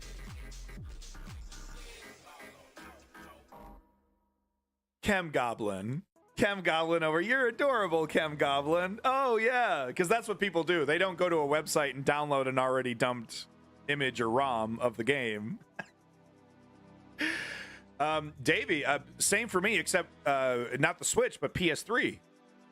I've spent thousands of dollars on the PS3 market, and I can't wait to start streaming PS3 stuff. I'm going to start streaming that hopefully soon. I want to do more gaming stuff. Okay. Diverge. We're done diverging. Look at y'all. Look at all the gamers in here. Okay, but going back, we're going to do a couple stories on Gaza, and I wanted to show you this because it really does show how, you know, some people in the United States, they don't want to listen. You call them bloodthirsty or heartless, whatever you want to say. They're not throughout, they got their own mechanism in their head that says these, Palestinians are not human, or they're less than, or they deserve it, or they had it coming, whatever it is, right? Whatever that is. And they're not swayed. They're not convinced. The only way to beat them, the only way to defeat them, is to beat them at the ballot box. And also, punish the politicians, the neoliberal, the lefties and the righties, of course, but more importantly with the lefties here, seemingly the neoliberals, punish those politicians that are enabling this. That's really the only way to defeat this in a democracy. But wait do you see some of this? This is really gonna. It's ridiculous. And look, I'm gonna do my best to not make old age jokes here. Okay, I'm gonna try to show some respect for the elderly, because they deserve respect when they deserve it. I mean, I need to be able to criticize somebody, an old person, that's saying something stupid without bringing up their age. I need to be able to do that. God damn it. Like a goal I'm trying to set for myself. Oh, also, big props, Mike Figurino, Humanist Report. Make sure you like and subscribe. I'll give you the link here in a sec. Let me just do this right now while it's paused. But yeah, make sure you like and subscribe, folks. Yeah, well, I need to do better. It's a crutch. Right? You just got a small taste of the reaction that sees. So I skipped the video that he's talking, the initial part that he's talking about, because I want you to see it fresh and instead of just cut up like that. Fire protesters elicited when they confronted Senator Kirsten Gillibrand about her refusal to support a ceasefire. And we're starting to see this growing trend where attendees at these types of events feel emboldened to attack and even put their hands on protesters for daring to confront Democratic Party royalty in some instances. Now, thankfully, it didn't actually get physical at Gillibrand's event, but there was one elderly man who was seemingly prepared to hit a protester with his cane, had a woman not intervened. So let's take a look at what happened, and then we'll discuss it when we come back. Watch this. Gillibrand, how can you say that you represent New Yorkers when 70% of this country demands a ceasefire in Gaza, when 45% of New Yorkers demand a ceasefire, when 53% of New Yorkers do not want Israeli funding or military aid anymore? Senator Gillibrand, you received $366,000. If you don't know what's going on, she's trying to do a speech, and this is a great technique. It's kind of a slightly newer technique. It's been around for a couple decades or so, I think. But I see it quite a bit now. It's very smart. What you do is you get a bunch of activists in here, right? And then instead of everybody standing up, you just have one at a time. So one person stands up, makes their speech, and then they get dragged out, and then okay, everything gets quiet, and she starts talking again, blah blah blah. Then another person jumps up and starts making a mess, right? Making a fit. I mean, what's the word I'm looking for here? Anyway, raising a fit. Wearing a Christmas, yes, Yorkshire pudding. It was warm. I was in a hurry. This is a professional news operation, guys. But anyway, I really like this strategy and technique. I think it's great. Definitely emulate it if you want to join political activism. This is definitely a really effective way at getting your message across. As you can see here, watch how. I mean, talk about getting triggered, man. Watch this guy. He boils over. He just can't take it.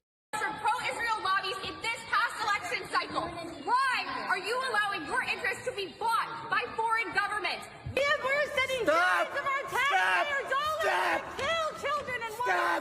30,000 people have been murdered. Have the money to correct these historic wrongs and use the money that you had given to Israel, the $15 billion you gave to Israel of our taxpayer money. You are lying to the people, saying there is a peace process when Israel is the one doing it again. Consistently declining a ceasefire. 25-year-old Aaron Bushnell gave up his life, immolating his last words for free Palestine.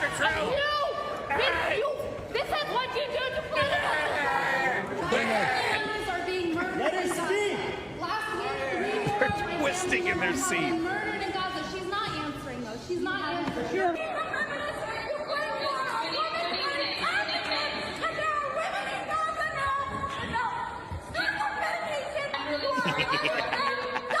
Hamas doesn't want to return the hostages. They offered to return the hostages. That is a lie. They offered to return the hostages. You motherfuckers declined. Every single morning I wake up and I see Palestinians dying day after day after day after day, body after body after body, with our taxpayer dollars funding it. Yeah, it's pretty horrific. How many Palestinian children need to be killed before you call for a ceasefire? You have blood on your hands. My people deserve to live. My people deserve to live. Yeah. You have blood on your hands.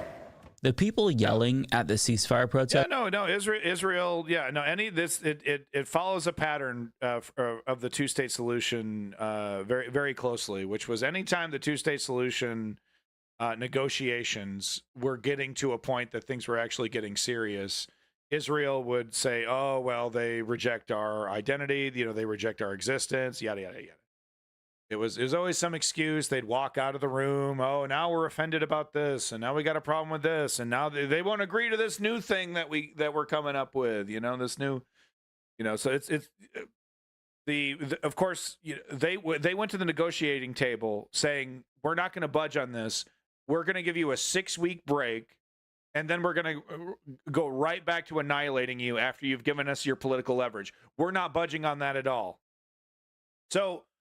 Yeah, wow, what honest actors. You come to the table ready to compromise? No, you come to the table with a set in stone offer that is untenable, that is simply untenable. I don't care who you are. Monster terrorist organization like Hamas or a fucking, or a regular political organization. Bada boom, bada bing, it's ours now.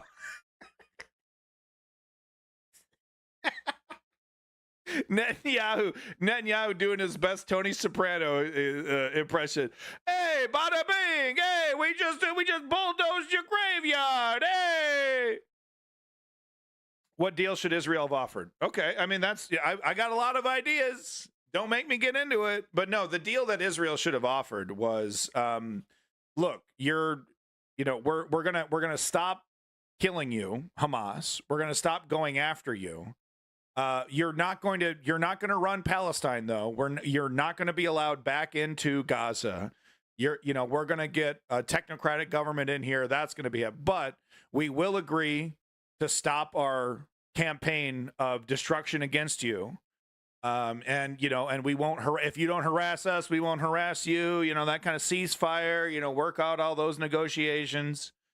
And just say, look, you give us all the hostages, we'll stop it right now. We'll stop at Rafah. We'll go away. Well, we're not going to go away. We're going to occupy the Gaza Strip, and then we're going to bring in a technocratic government. You don't like that? That's too bad. But we're not going to leave this negotiation with you running Palestine. That's not happening. Too many Israelis have died in this effort to remove you from this land, so that's not going to happen. But we will negotiate your existence. We will cease our campaign of extermination of your organization, right? That's better. That's better than give us everything, and then we're gonna get right back to it in a couple weeks. That's better than that, right? It's something. It's some kind of compromise, a little bit of bending. Right. Well, no, you and the Gaza Strip, that's over with. That's a hard no. And I'm OK with that being a hard no. That's we're not going to, we made sacrifices. We're not doing this. We're going to move forward with something smarter. Anyway, speaking of Davey, who was Davey asked that question there. Had a great link here. Not a great link. This is a very depressing and sad link, but it's very relevant. Unfortunately, I mean, the Palestinians can't catch a fucking break here. So now some of these airdrops of food and aid, the parachutes are failing, and the goddamn packages of flour are falling out of the sky and hurting people. I don't know if no one has been apparently reported dead yet. but at least 11 people have reported to have been injured. And this is a live video of what it looks like it's happening. And yeah, no, these are, you know, these are falling out of the sky. It's like dropping a penny on the Empire State Building, right? It's like that's a deadly weapon. Really scary stuff, man. It's like, man, could these people catch a break? As you can see here, the plane here, there's a lot of people all around. You'll see the camera pan around. But they've been told, hey, they're going to be dropping food here. Yes, exactly. Davey's correct. It's not a very large parachute. As you can see here, here's the drop.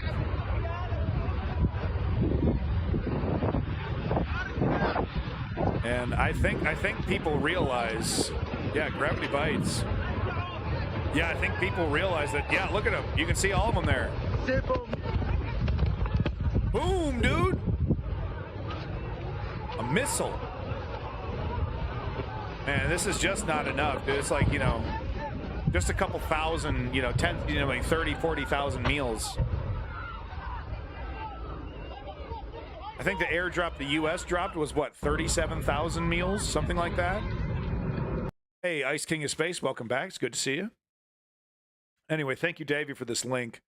Very frightening stuff. The top comment. Oh boy, and it's of course from a blue check. It's from a blue check who probably you know can't wait to institute a fascist dictatorship in our country. But no, I mean this is all over the Neil. Like I said, Joe Biden is on autopilot or something when it comes to Israel. You know, he's like little token Band-Aid solutions for the starving folks in Gaza. Is there anything we can do?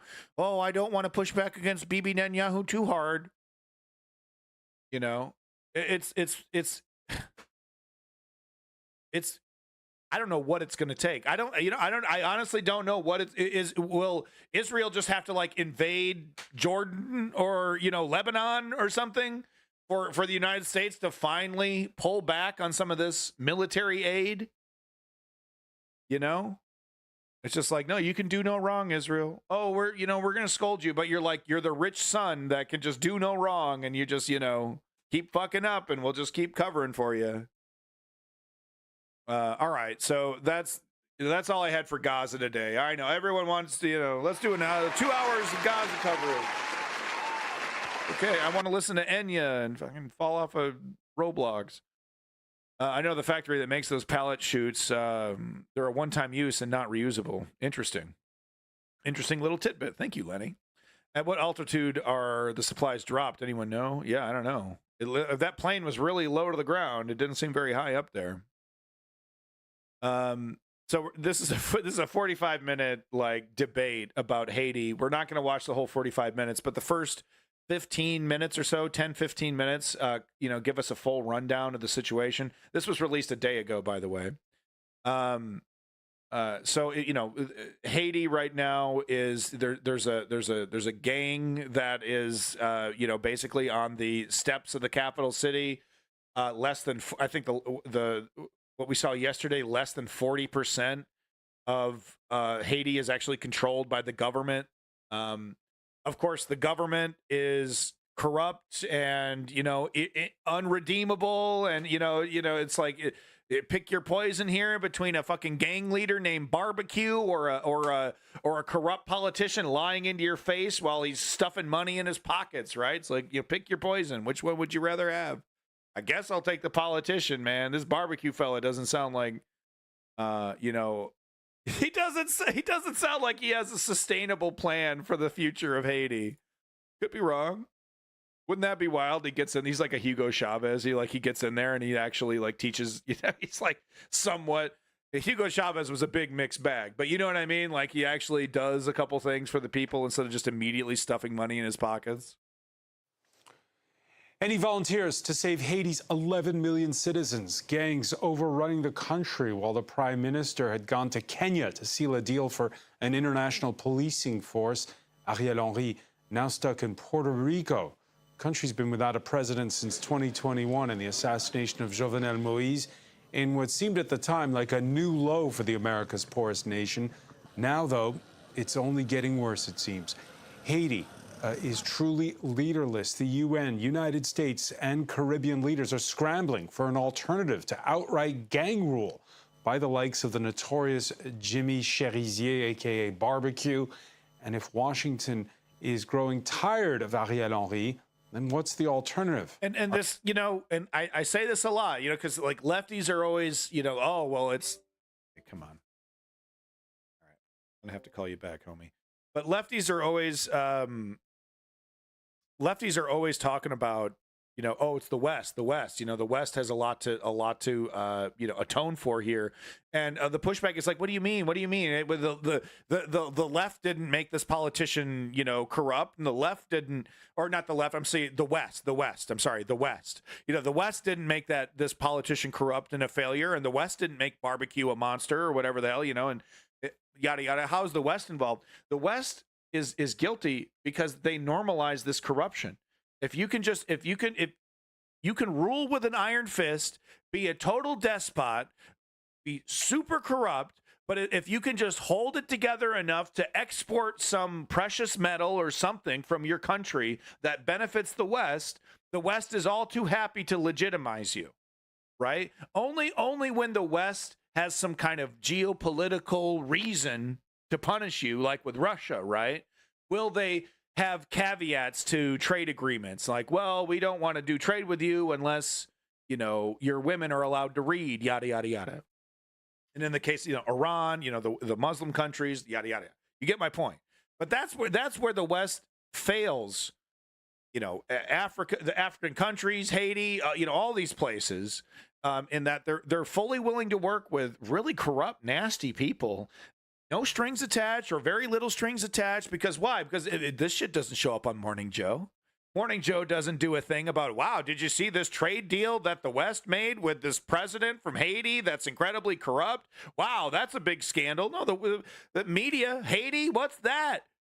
24/7 Donald Trump discussion. That's what the media wants to talk about. So, no, I mean, you know, the West is never punished internally by their own democracies for working with scumbags that are, you know, that are pocketing money, right? So that's where the West comes in. That's where the obligation comes in. And it's like, yeah, no, there needs to be much more than, you know, aid. No, we need strings attached to trade agreements so that, no, hey, you need to have an election. If that election that you promised 6 years ago doesn't happen by October or whatever, you set a date, this trade agreement is nullified. So you better figure out how to win, buddy, because your election's happening, right? That kind of shit. Our panel will also react to the exclusive report we're about to show you by partner station France 2, filmed in the streets of Port-au-Prince before last weekend's massive jailbreak by the gangs. Today in the France 24 debate, we're asking who to save Haiti, and we'll be joined shortly from Haiti's capital by Vidlor Mérancourt, editor-in-chief of the news website Aibo Post. Renata Segura is deputy program director for Latin America. Well, like I said, we don't have time for this debate here, and I wish we did. And maybe I will watch the debate in my own time and, you know, pick out some clips. If you want to see it right here, by all means. The question is there light at the end of this tunnel? It doesn't appear to be. The West isn't going to intervene. We're not going to send troops. We're not sending peacekeeping troops. The NATO, UN, none of that's happening. So it looks like Barbecue is gonna win here. Question is, what do you do after that? Of course, it's just they're gonna sanction, you know, Haiti. No longer we're doing deals with Haiti and cut them off.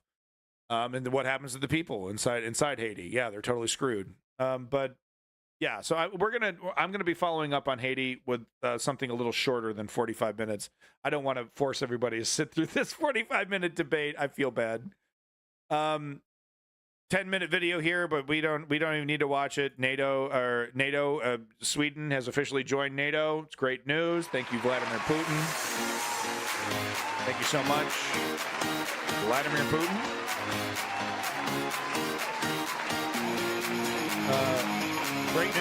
Great news, and it's all happening. Like I've said this before. I'll say it again. You know, these contracts, these agreements were gathering dust before the Ukrainian invasion.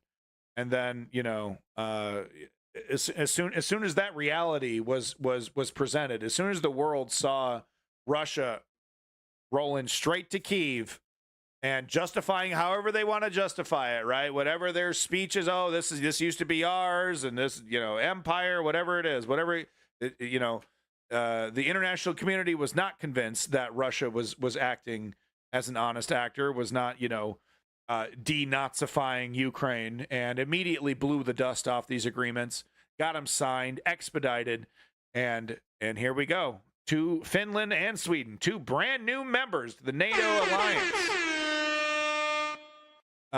There were no applications. I'm just speaking metaphorically, Davey. I'm speaking metaphorically, right? There were lots of discussions. You know what I mean? There's like, hey, can we get you in NATO, right?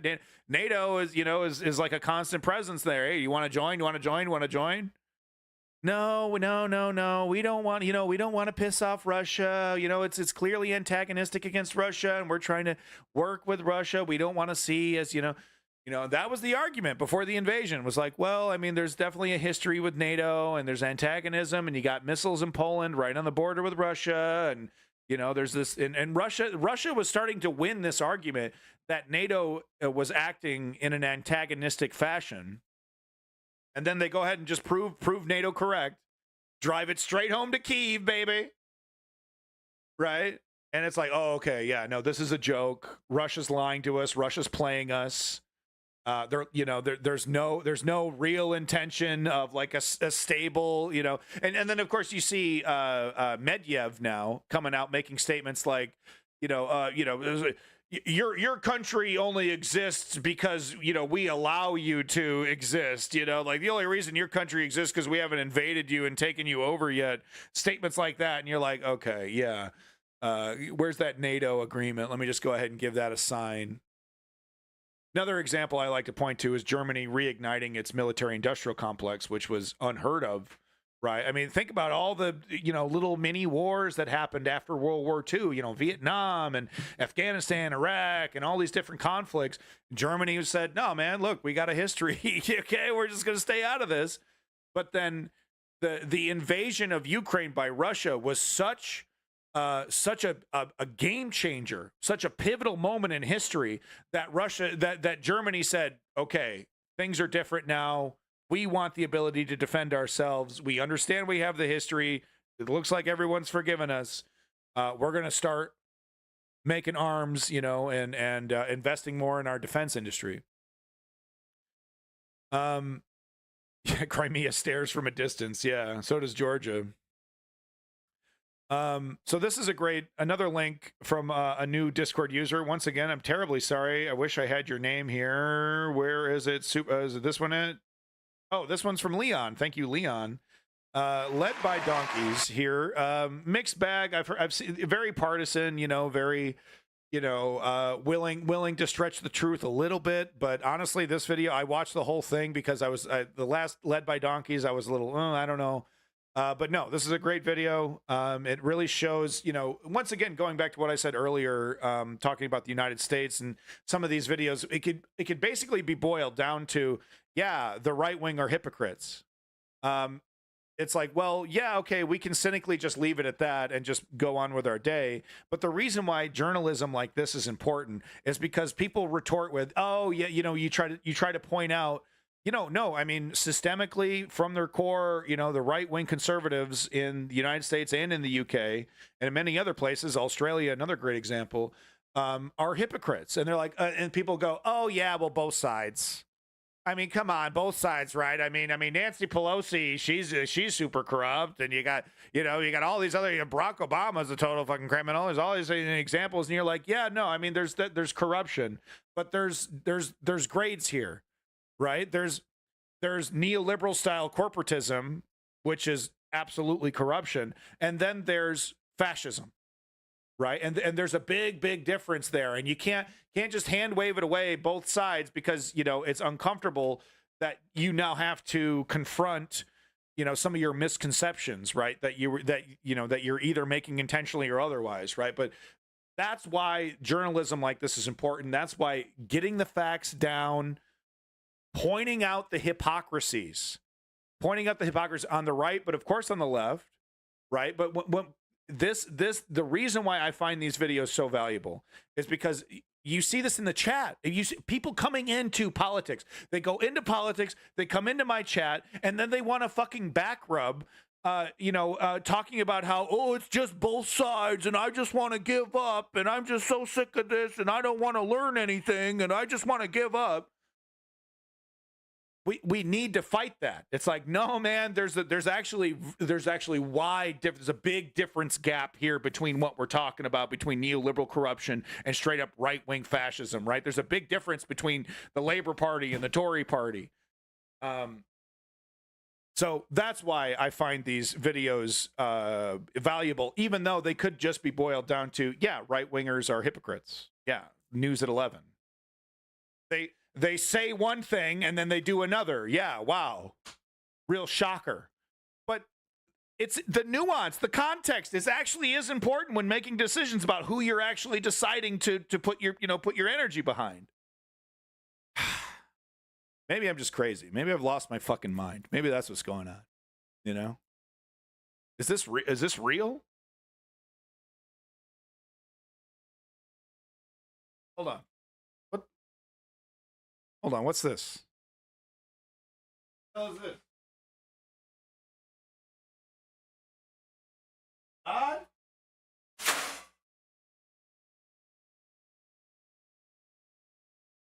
None of this is real.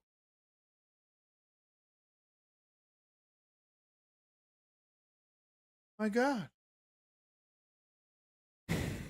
That was cool. Yeah. I've been wanting to do that. I built my shelves. And this is my PS3 collection. Got some PS4 games too here.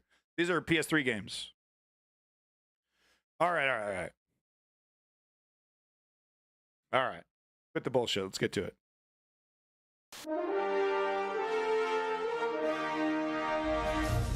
Good morning, Britain. We're descending into mob rule. That's according to the Prime Minister, who's demanding police get tough on intimidating protesters in order to protect politicians and... Good video. Okay, it's enough theatrics, enough of my bullshit. This is actually a really good video. Let's watch it, folks. Uninterrupted. This is really good. Trust me. Thank you again, Leon. In recent weeks and months, we have seen a shocking increase in extremist disruption and criminality. What started as protests on our streets has descended into intimidation, threats, and planned acts of violence. The Conservative Party is busy claiming Britain is in the grip of mob rule because hundreds of thousands of people have taken to the streets to protest against the war in Gaza. There's only one way to describe those marches. They are hate marches. It's a ridiculous claim, of course. Arrests per person on the Palestine marches have been lower than at the Glastonbury Festival. In reality, there have been multiple times when it's been the Conservative Party backing the mob. For a start, there was the period when hundreds of thousands of pro-Hunt protesters regularly marched in London and other cities. Some of them carried deeply offensive homophobic placards. These marchers declared they simply would not accept a new law, even if it was passed by Parliament. Police feared the protests could turn violent, and they were right. From the countryside! The main entrance to Parliament had to be closed after hundreds of pro-hunting supporters attempted to storm the Palace of Westminster. On a different occasion, Parliament was suspended after 5 protesters burst into the Commons chamber. That same day, 29 Hunt supporters were arrested when a Countryside Alliance protest turned into a riot in Parliament Square, in which dozens of police officers were injured. Some of the mob even threw empty shotgun cartridges at the police. Goddamn! 10 days later, 100 pro-Hunt protesters, some from the Countryside Alliance, barricaded a Labour government minister's home while he was inside with his family. And what did the Conservative Party think about all this? What about the Daily Telegraph? Did they disavow the hunting lobby? Did they tell them to stop their marches? No. They continued to back them to the hilt. The Telegraph even ran fawning articles about one of the men who stormed the Commons. Never was there any sign saying no publicly on this point. The chief executive of the Countryside Alliance, when the group organised that Parliament Square protest that turned violent, was Simon Hart. When Mr. Hart was chief executive designate of the group, the Alliance created a full-time unit that was given the task of organising what it called the hounding of ministers. Fox hunt. It's just an excuse for these fucking teetotal and dandies to get all dressed up, chase down an innocent animal, doesn't know what the fuck's going on. Oh, it's an absolute look, man. The bullfighting relics from the past, right? Where people didn't, acknowledge the specific kind of consciousness that animals have, and with more scientific understanding of animals, we understand more and more that they are far more complex than what our ancestors understood them to be, right? And it's got to stop. A campaign of public harassment of anti-Hunt MPs. So, what's Mr. Hart doing now? Hunt a robot. He's Rishi Sunak's chief whip. And do you remember when petrol protesters brought Britain to a standstill? They issued an ultimatum to the Labour government, giving ministers 60 days to change policy, or the protests would escalate. At that point, the blockades of oil refineries had led to a 40% reduction in traffic on Britain's motorways. The leader of the mob was Brinley Williams. We will finish this right to the end. So how did the Conservative Party treat Brinley Williams, the man behind what was undoubtedly mob rule? Well, they gave him a seat in the Welsh Assembly, then made him their spokesman for environmental affairs. Right-wingers, this is what David Cameron said about him when he died. Perhaps I could just add a word about Brinley Williams, because he was a giant of a man. And do you remember when Nigel Farage stoked racial hatred with his Breaking Point poster? The day he unveiled it, MP Joe Cox was murdered. Poster. The day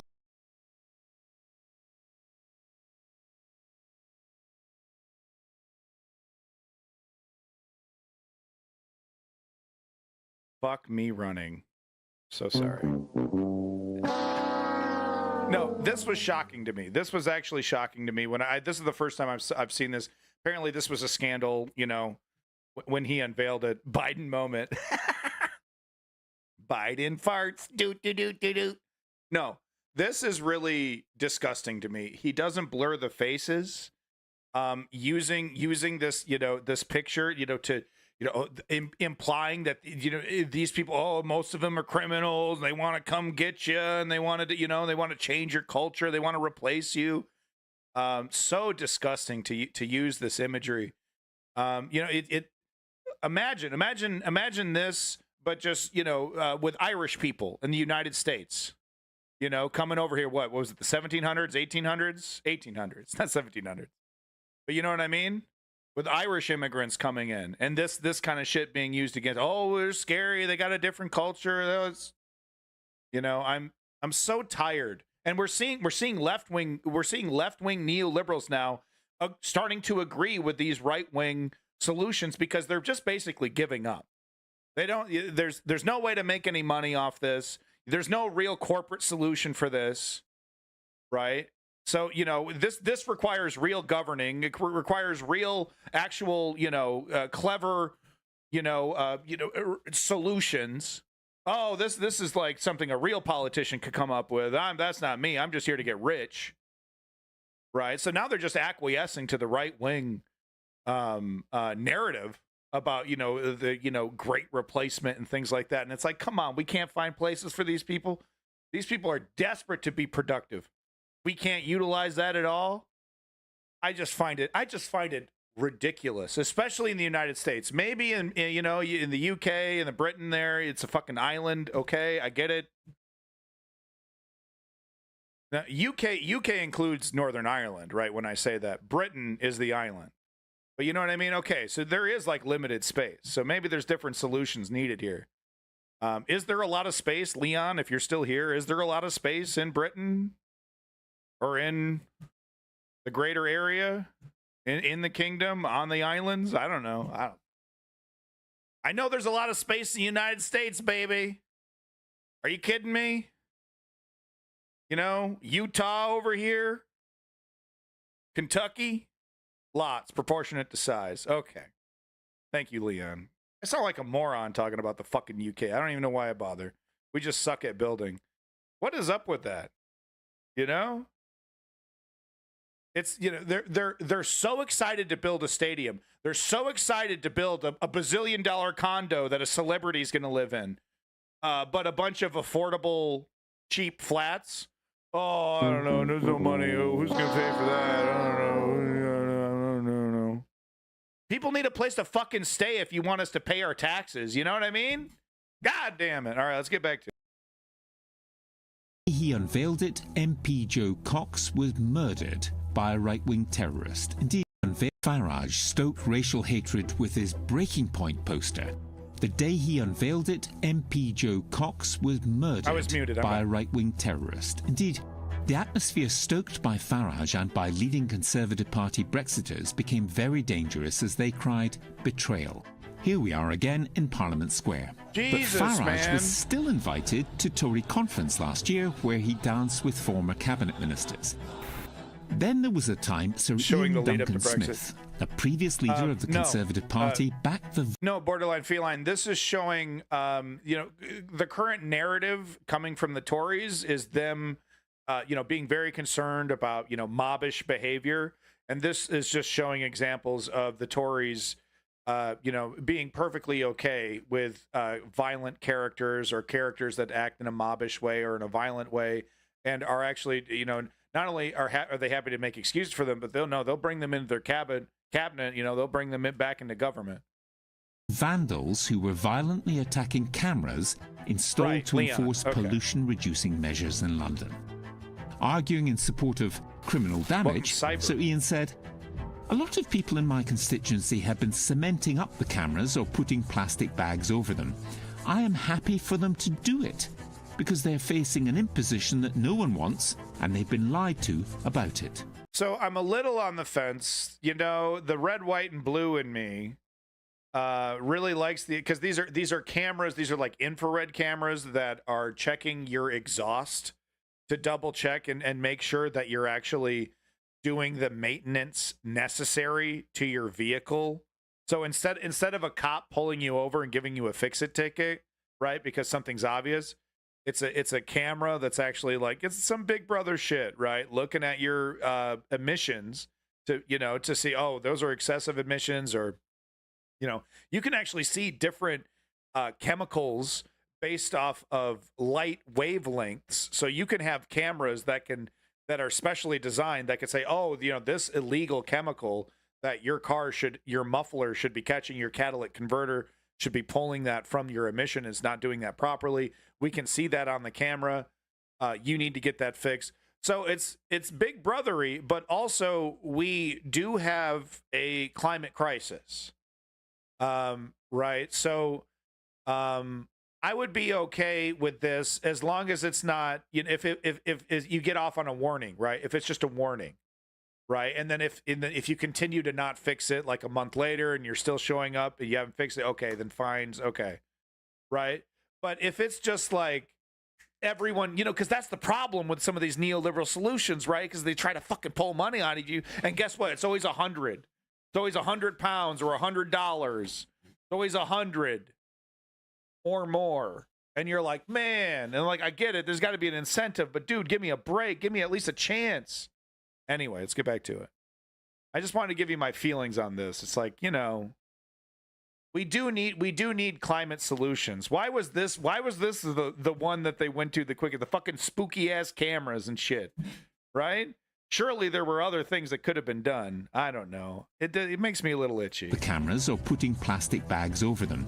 But I don't agree with this for them either. To do it, because they're facing an imposition that no one wants, you know, and they've been lied to about it. So I mean, and what he's saying is that, you know, this politician supports this, you know, rogue actor, breaking these cameras or covering these cameras, right? The clean air measures were introduced by the Mayor of London, who'd been voted in for a second term. So, and I'm really glad they included that, because it's like, look, you know, hey, you're a little iffy on this. Well, the people were presented this option. There was a political mandate. He was voted in for a second term. They obviously didn't, you know, the infrared cameras that were, you know, getting your emissions. I don't know if they're infrared, but you know what I mean. The special cameras getting your emissions. It wasn't a democracy, and then that person who made that decision was voted back in. So that does tell you a lot, right? And who could forget the appalling scenes at the Cenotaph last November on Armistice Day, when far-right extremists broke through police lines I totally and agree then with ran Woke amok in Patriot, by the central way. London for several hours. Their actions followed days of Brilliant scene. incendiary rhetoric from Rishi Sunak's Home Secretary, Suella Braverman, about the Palestine Peace March of the same day. 92 far-right extremists were arrested on the day. By 5 p.m., just 5 of the several 100,000 pro-Palestine marchers had been arrested. Oh, Former Conservative Prime Minister 300,000. Liz Truss sat on a platform with far-right extremist Steve Bannon when the leader of the Cenotaph rioters, Tommy Robinson, was described as a hero. She didn't challenge Bannon. Truss now supports Donald Trump's Bad bid news. to return to the presidency, as do Jacob Rees-Mogg, Boris Johnson, and numerous other leading conservatives. You gotta get rid of Trump, these people. of course, sparked a mob to storm the U.S. Capitol Steve Bannon and try to is messing in overturn your politics. an It's election. bad news, dude. 5 people died as a result of that riot, one of them a police officer. And last but not least, let's not forget the Prime Minister himself, no stranger to criticising climate protesters for slowing down traffic. Last month, Rishi Sunak attended a road-blocking farmers' protest in Wales. Turns out, it's fine to block a road if you're opposing changes designed so to protect dangerous. the environment. Yeah. No, it's language designed as a predecessor, right? For the children and for your safety. We're gonna stop protesting, and we're gonna add new rules to protesting. After the Occupy movement, there was a bunch of new rules to protesting in the United States. And they love it. They use those rules and they crack down, man. So when these people urge peaceful protesters to stop marching, Oh, interesting. remember where Thank they you, Leon. stood when there really was a threat from mob rule. Great video. Thank you, Led by Donkeys. Like I said, mixed bag for me, but this was great. It kind of reminded me of a Lefty Lincoln Project a bit. Like and subscribe if you like. I'll give them a thumbs up. Give them a thumbs up. That's a very interesting slogan. There's a labor anthem over here from Leon. Though cowards flinch and traitors sneer, we'll keep the red flag flying here. I have a problem with turning political parties into something more than what they are, we'll say. And I feel like that anthem elevates what should be a very boring function of a democracy. I feel like it, Anyway, I just wanted an excuse to show Marina Purkis on my TV screen. Because she's smart, she's insightful, and for no other reason, okay?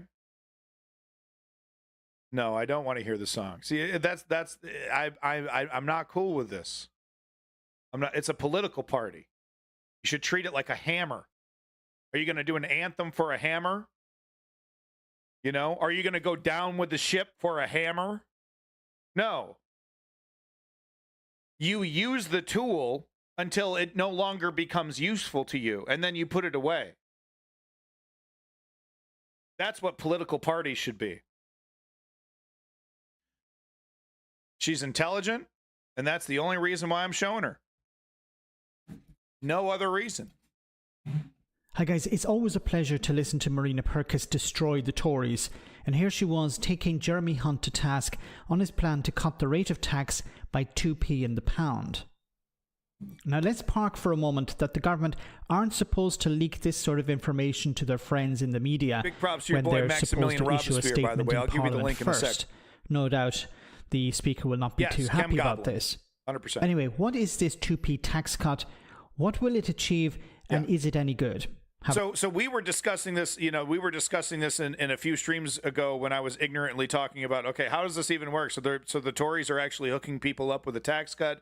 Leon definitely helped me through some of this. It's kind of a pattern, you know, it's getting closer to the election. So, you know, they throw people a bone. There's a history of them throwing people a bone and then raising taxes after they've won the election. Right. Anyway, while I have it paused here, make sure you give Maximilian the hookup, the like, and subscribe. Great YouTube content creator. Helps Yankees like me better understand the UK. So make sure you're liking and subscribing to Maximilian Robespierre, folks. Good stuff. Have a listen. Tax cuts now, you can only, look, everyone would love a tax cut, right? But you can only have tax cuts in a strong and growing economy. And after 14 years of Tory rule, that we are not. Absolutely not. And COVID, you could say, you know, we had a big Sure, COVID throw thing. in all the other excuses as well. But the fact now that we've got Sunak and Hunt desperately scrabbling around for 2p, by the way, a 2p tax cut in this sort of wasteland of Tory austerity because of their incompetence and corruption is pathetic. And also, do you know what's interesting? It's a very skinny They're bone. going to look to fund this by nicking two of Labour's ideas, which is funny because because they always talk about how, you know, Labour don't have a plan. Well, interestingly, they're stealing two of the ideas. Well, that's what you do in politics. That's I mean, common sense. So, but do you know what Labour was going to spend that money on? So, if they do this, it can raise £2 billion. Labour were going to spend that money on, or they're planning, they've pledged this already, they were going to spend it on breakfast clubs for children, which would also help parents, clearing the NHS backlog, and more dental appointments. Oh, heaven forbid. And yet, if the Tories did get in first and raise this $2 billion, they're going to spend it. They're already going to have spent it before Labour get in, handing out tax cuts. Borderline feline. I just noticed she's a beautiful. I had no idea. Thank you so much for pointing that out. I did. Boner. Oh, no way. But no, that's a great point. She's nailing it as usual. Unfortunately, I don't have time for the rest of Maximilian's commentary because I'm an asshole. So there you go. I gotta hide my boner. I gotta cream my jeans. What the? Oh, speaking of boners, you know, I've been, you know, doing more stream upkeep, and I've been, you know, clicking on stuff on Twitch, and I'm like, oh my god, dude. Oh my god, bruh. Dude, there was this one, she was like at the very top, man. She had a camera right up, you know, she's like bent over, dude, like right up there, dude, and a camera like right down, dude. You could, it was like, bonk. This is not for kids, dude. This is not for kids. Not even close. I don't think I'm going to let my son on Twitch. I can't. Well, I mean, maybe I can, actually, now that I think about it. You know? Like, if I had cartoon eyeballs, you know, stare, I've seen that. I'm thinking about doing hot tub stream. You should, Lenny. I bet you have a really nice. You got a total swank setup, dude. I bet you got a real nice like red cedar wood, right? Hot tub, right? You're living big, dude. All right, so my last UK story here, and this is goes back to the Bannon connection, which is very troubling. I mean, this is legitimate, frightening. You should absolutely be worried about this, that you have right-wingers who are desperate enough, right? Because it's the same phenomenon as we see in the United States. The Tories, when faced with their obliteration, will not change their, you know, their presentation. They'll start to change your government. They'll start to change, you know, how the government works, how the democracy. They'll start to attack your democracy so that they can never be removed, regardless of how unpopular they become. Right? We're seeing the same thing. And if you're bringing characters like Bannon in to consult with you about this, that is absolutely your interest, right? How do we get rid of democracy? How do we subvert it?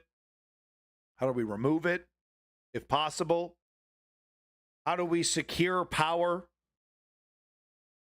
You should be absolutely worried. If you live in the UK, you should be worried that this party is desperate enough to start talking to characters like Steve Bannon. He is one of the most dangerous fascists in America. And I say that with 100% confidence. The man is as slick as an oil puddle. Okay, and he would deny, oh, fascist, oh yeah, I'm just liberal, hyperbolic, oh yeah, I want freedom, I want liberty, I want, I'm going to release you from your chains. When he talks, he speaks in the language of revolution. He speaks in the language of almost like a progressive, right? But then you dig a little deeper, or even just scratch the surface a little bit, and you see what the real goal is. You see what he is diagnosing as the solution for this problem, and it is install a dictator, install an authoritarian, set up a hierarchy that's as thin as a starved skeleton, right, with czars at the very top that will listen, to every single edict made by that dictator, and then flow through the rest of the government. It's frightening. The Conservatives here appear to be in very, very difficult straits for the next election, very likely to lose. What's the Trump campaign view of Keir Starmer and the Labour leadership now? I've always been very impressed with Sir Keir. I'm not a Labour guy by a long shot, but I've always been very impressed with him. I think, on the other hand, the Tories, I would equate the Tories to where the Republican Party was before Donald Trump came on the scene. Remember, MAGA is a populist nationalist movement. We're much more nationalistic. We're much more America first, American citizen, and we're very populist. We can't stand and hate the elites that have allowed the decline. Wow, for a populist movement, a lot of people in this country really hate your movement. You see what I mean, though? The language. It's interesting. He says nationalist, right? So that's very important, right? But he speaks in this language of liberation. Decline of our country, the managed decline of our country. I believe the Tories are essentially where the Republican Party was before Trump. And I think the Tory party is going to, as you see it today, will essentially collapse at the next election and be rebuilt, I think, with a populist, with people like Nigel Farage and others who are populist nationalists. That's how you'll rebuild the Tory party to be really something that can compete with Labour. The Conservatives here. Yeah. So he's like, yeah, I can't wait to come in and reassemble the the shards of the Tory party after the election is over, and inspire you and turn you into this monster that I've created in the United States. And let me tell you, it's a monster. It's a monster. Steve Bannon is him and Matt Gaetz, like they're right in sync.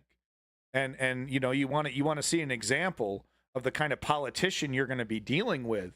If the Tories decide to go down this road, look at characters like Matt Gaetz in the United States. Populist nationalist, huh? Populist, yeah, that's a cute one, isn't it?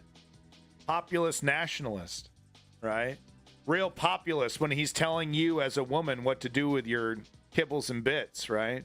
Oh, that's not your fetus. Did you know that? That's not your womb. That's our womb. Oh, I didn't know that, Steve. Thanks. Jumping into our Ukraine news. Final bit of news for today.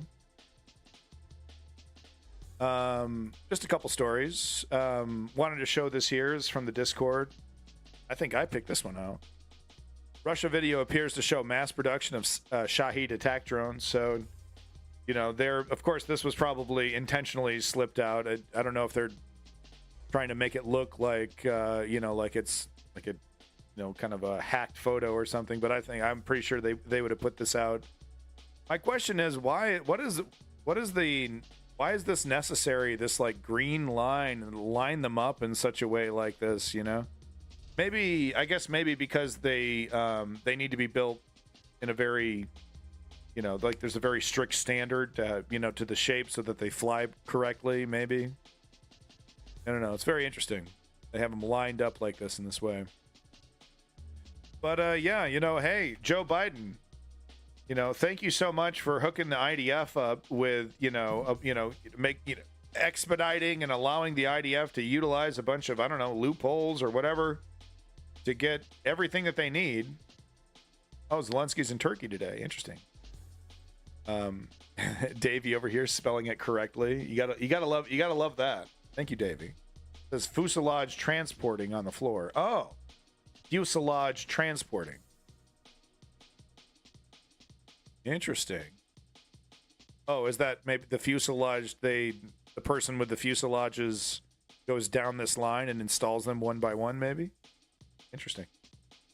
As if it's Photoshop, question mark? I guess it could be. Yeah, anything's possible.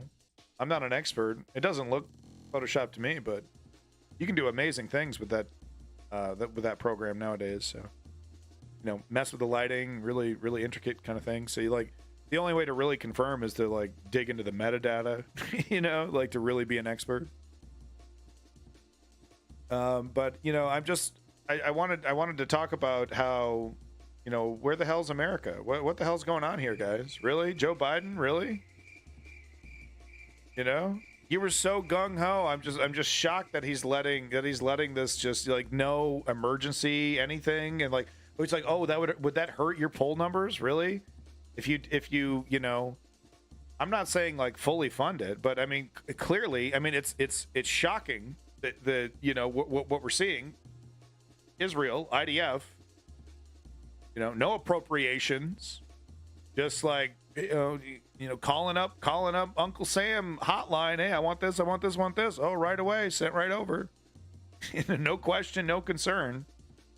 And that is used for, I mean, the international community calls it a genocide. I'm more comfortable calling it an ethnic cleansing campaign. But you know, there's really no disagreement unless you are sycophantically defending Israel. There's no confusing what the hell's happening with these weapons. And there's also no confusing what the hell happens when Ukraine gets a hold of the weapons we give them. You know, they go out of their way to avoid civilian deaths.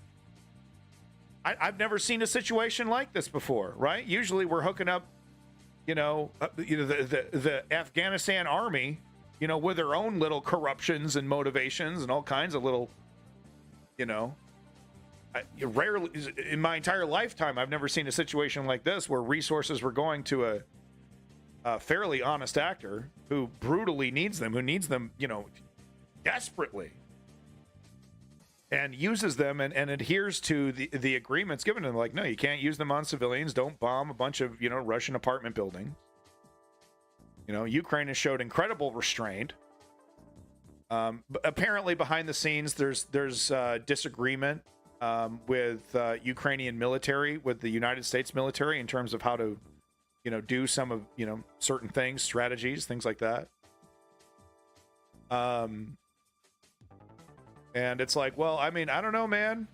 The United States doesn't exactly have a good, you know, track record. They were right to you know, after Crimea to get in there, though. And, you know, they were right about a lot of things. So I don't know. You know, it's worrying, but it's also understanding. It's also because no one knows how to fight the Russians better than the Ukrainians and maybe the Polish people, right? Polish army. But they have, you know, there's a deep understanding of the tactics that Russia uses, and the Ukrainians, of course. So over here from Davey, another evaders were detained near, this was a translated article, by the way. Another evaders were detained near the Ukrainian-Romanian border. Their number is impressive. What is this here? Interesting link. A bunch of Ukrainians were caught today at the Romanian border as they tried to evade possible mobilization. You may need to translate. Okay. There's also a video of them being removed from the van. Oh, man. Like, what? All, like, hard? Get on the fucking ground, you cowards! Yep. Yeah, that's exactly what I thought I'd see. Yep, he's hitting them. I can't show that. Well, Woke Patriot, a draft dodger dodging Vietnam is a hero in my book. A draft dodger dodging Ukraine because they don't want to fight against Russia. I'm a little bit more conflicted on that. So I can't show this whole video. I'm not allowed to show people getting punched and hit. But yeah, they're very roughly getting pulled out of the van. Yeah, I mean, I think Ukraine is well within its rights to be doing stuff like this. This is an existential fight for Ukraine's existence. This is not a joke. Here's more bad news. Yermak Timoshenko, known for using a humanitarian car as a personal vehicle, was appointed advisor to the Minister of Defense. Oh, so corruption. I see. Oh, I see. So in what, he's like using a humanitarian vehicle to what, like go on what, to go like to the movies or something? Former Deputy Yermak Timoshenko received a position in the Ministry of Defense. All right, well, so the evidence that the Ukrainian government, that corruption within the Ukrainian government is still a pretty big issue. Okay. Yeah, whatever. I don't know. I don't know about whatever. I mean, within, because right now, optics, you know, you were just talking about optics. Right now, for Zelensky, the optics are going down. People are losing confidence. You know, they're losing the will to fight. And this is the moment when, you know, he's going to start ramping up into a total war situation. So it might be prudent for Zelensky to not make boner moves like this and, you know, do something so blatantly corrupt. But he's also, maybe he's calculating, well, the benefits outweigh the negatives, and I don't know the nuances here, and I don't have time to read the article. No, the wrong button. No, not applause for that. I don't have time to read it. I do need to be moving on. All right, so last article I had queued up here. The IAEA demands that Zaporizhzhia NPP be returned to Ukraine's control as a matter of urgency. So this is from Chem Goblin. Thank you, Chem Goblin. Yeah, I agree with you, Chem Goblin. They shouldn't be hit and smacked around and get treated like that. I agree with that.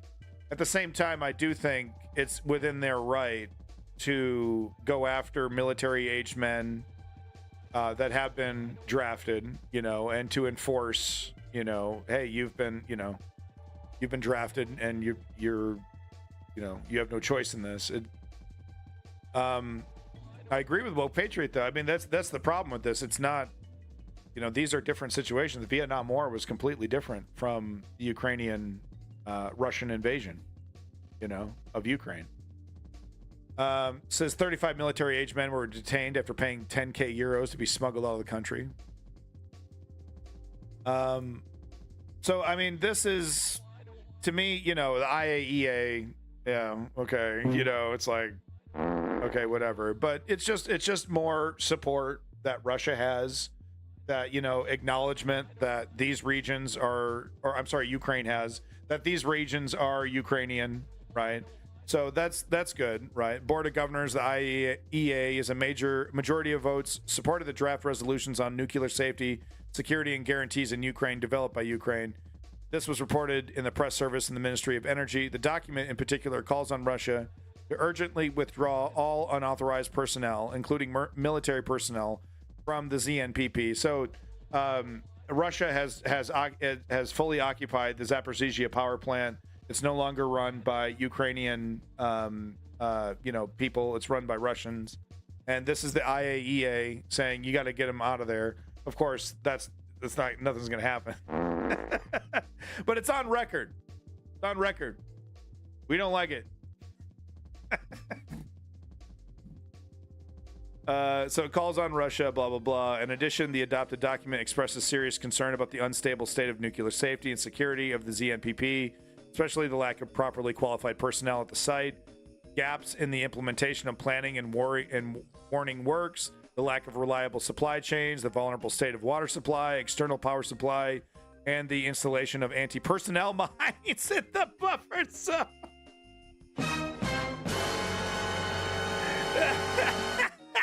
Russia's like, nice nuclear power plant. Let's mine it. Live Moss. We got to live Moss, guys. You got to learn how to live Moss. in the buffer zone between the internal and external perimeter of the installation. Yeah, okay. Great job. Nailed it. Nailed it. We should just let Russia do whatever the fuck it wants to do. Yeah. It's the right thing to say. Man, I mean, it's like they don't know how to control themselves, because it started, the Ukrainian criticism started off as like a fiscal concern, right? Like cost overruns. It's like, well, they definitely deserve to defend themselves and it's not justified. And of course, we're not for Russia. And they just don't know how to control themselves. And just every day it had to escalate and escalate and escalate. And now it's turned into Vladimir Putin's actually a great leader and everything he does is justified. And yeah, and if you don't pay your bill, you should get kicked out of NATO. And they just, it just goes, it's just, they're insane. It's just that they don't know where to stop.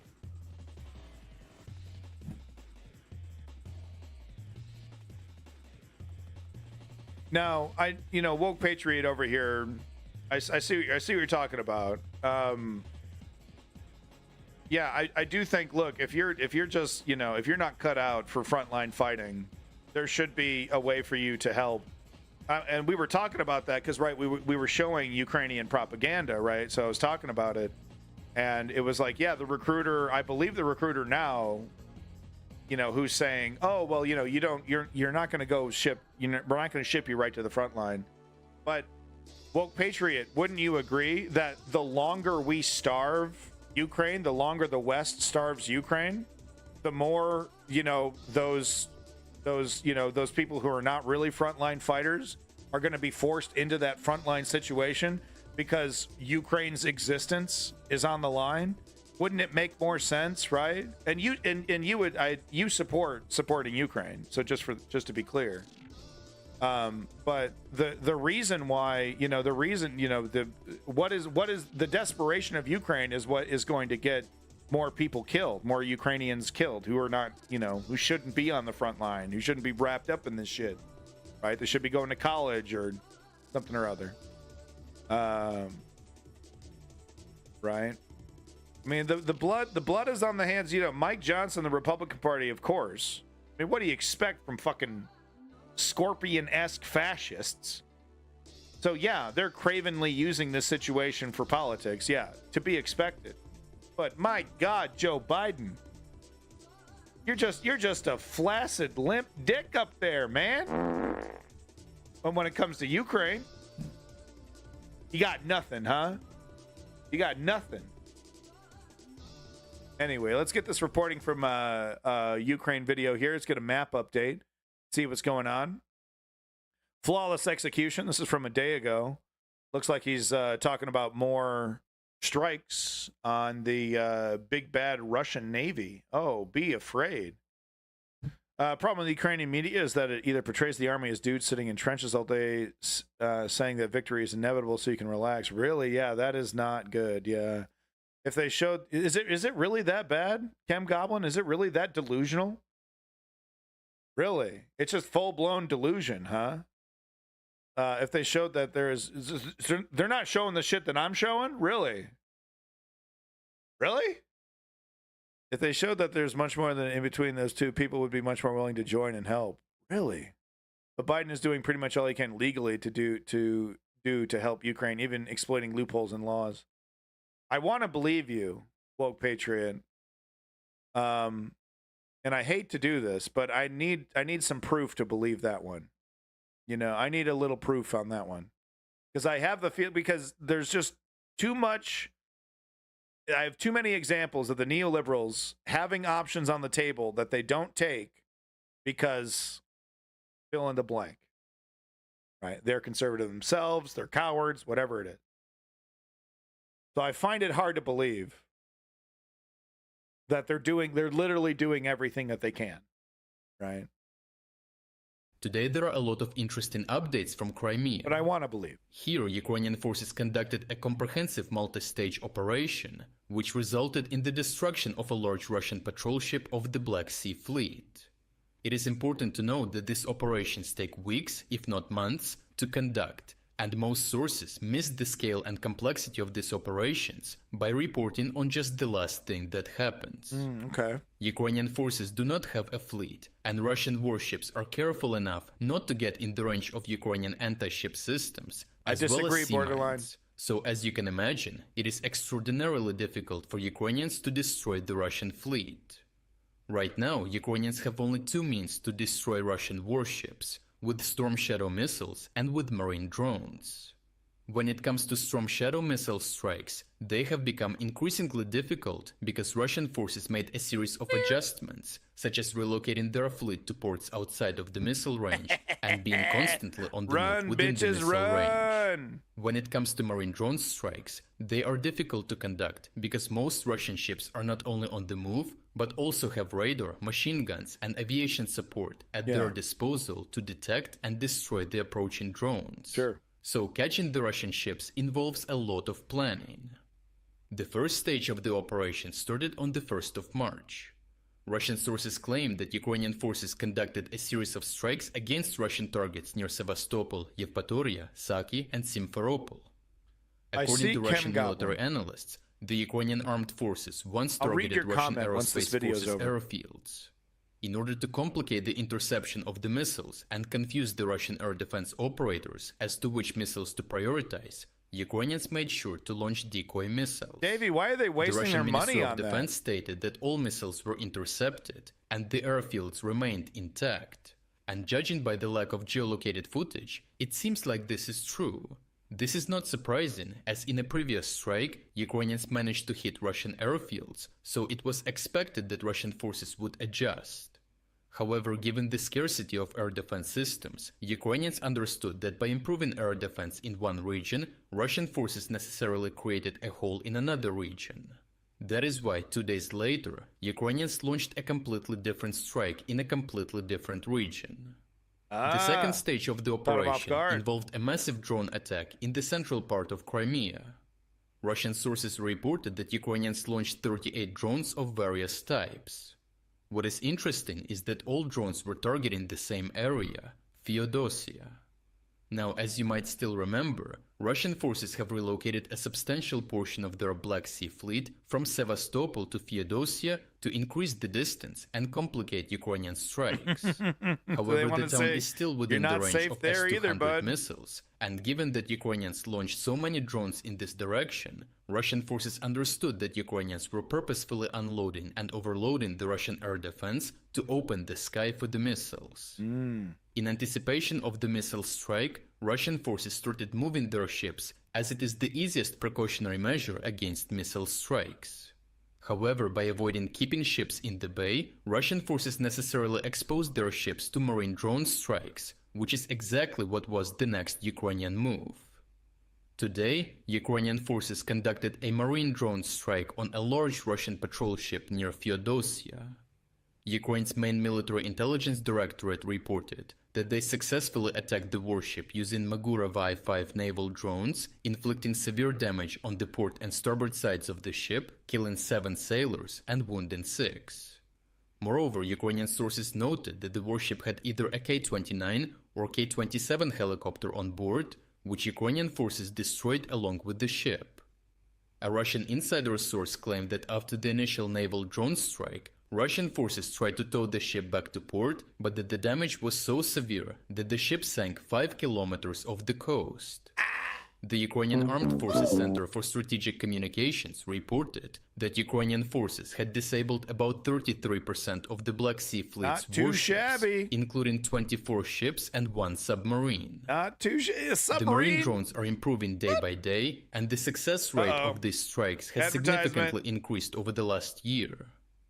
Ukrainian forces have discovered a major weakness in certain types of Russian warships. More precisely, most of them are inadequately equipped to defend themselves against such attacks. Yeah, against small craft. By improving the speed and stealth of the drones, Ukrainians are delaying the detection and leaving Russians much less time to engage the drones from machine guns or request support from aviation. Remember something about the destruction of the ships is important not only for achieving the long-term objective of liberating Crimea, but also for the medium-term objective of forcing Russians to split their military budget and spend money and resources on fixing or building ships instead of other military equipment that would be more useful on the front. Sure. So in the medium term, the destruction of Russian warships reduces the pressure on the front lines, because Russians are allocating resources to ships instead of the front. Yeah. Well, if you're against the invasion I don't of know. Ukraine Is that an and you want to support, guys? Because you know, if you think about it, yeah, shouldn't this strike be used for frontline fighting? And he's saying, well, this is a medium-term strategy that requires Russia to put more resources, money, time, expertise into repairing these ships, which does trickle into frontline. But I don't know, man. Russia's a different kind of beast. They seemingly are like the only war they want to fight is a war of attrition, and that's exactly where they've gotten this set up, right? Is this war of resources. And that's exactly the war they want to fight. I don't know if you know that's a good avenue to try to outproduce them or try to, you know. Visit to Turkey, Istanbul shipyards where corvettes are built for our Navy. I inspected the readiness and equipment of the Ivan Mazepa corvette and spoke with the Ukrainian Navy personnel. Thanked them for their service. We are strengthening our country. So it's what, propaganda? It's basically what, a PR stage. It's just a fancy metal. This isn't gonna do shit in a fucking, what the fuck? Sell this for something useful. Sell this for something useful immediately. This is just to say we have a navy. This is just to say we have a boat. What the fuck is this gonna do, man? This isn't an anime. You know, this isn't the ultimate Zaku. This thing is, what the fuck is this, dude? This shit can get smoked by one of the goddamn drones. He also said he inspected the status of the second Corvette currently being built. Sell to Trump to buy sneakers. Clearly, our host is not versed in naval tactics and strategies. Yeah, clearly. No, this is the game changer, guys. Kidding me? This thing would get smoked immediately. Look, and I'm not trying to diss on Zelensky over here. I don't know, man.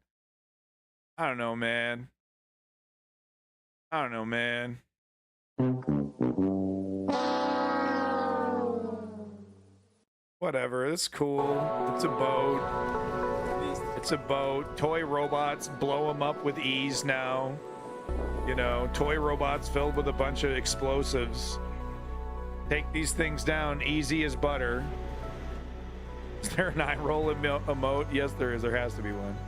Matt eating more than his fair share of food. No, I didn't. I don't know what you're talking about. Okay, hold on. While we're watching this propaganda, let's go ahead and read Chem Goblin's comment. So he's just responding to our earlier conversation about the media not covering certain aspects of the fight.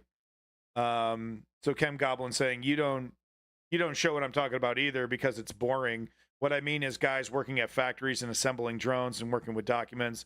So I think Chem Goblin's just trying to say, well, there's a lot of roles that people can be fulfilling in the Ukrainian military. That doesn't necessarily mean you get, you know, sent directly to the front lines.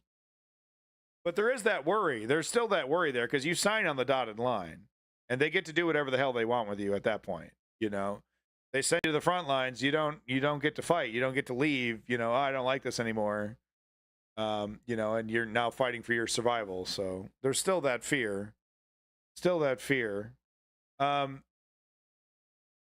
All of that is part of the army, but doesn't get any representation in the media. For example, the developer of deputization joined the army, and his job is mostly just keeping track of his group and reporting what happens. He doesn't do any actual fighting, from what I know. Yeah, okay.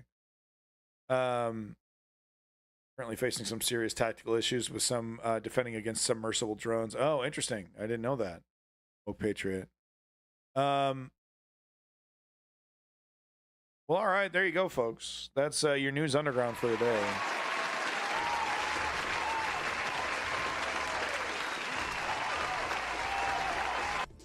Hope you enjoyed it, or at least I hope you learned something. Big props to everybody in the chat, by the way. Woke Patriot, Borderline Feline, Chem Goblin, all you lurkers out there, Davey, Thank you for all your work in the Discord. Strategy member, thank you for your contributions. Big props to the chat. Best chat on Twitch, easily. You know, I figured this out last night. I was thinking to myself, I was like, you know what? Being in my chat is not a right. It's a privilege. And it is a privilege. You got to hold your own in my chat. You know, I've noticed some of these other Twitch chats, you could just be a jerk off. Big props to Davin. Borderline Feline, once again, Ice King of Space. You know, you could just be a rather uninteresting jack off in a lot of these like political Twitch chats.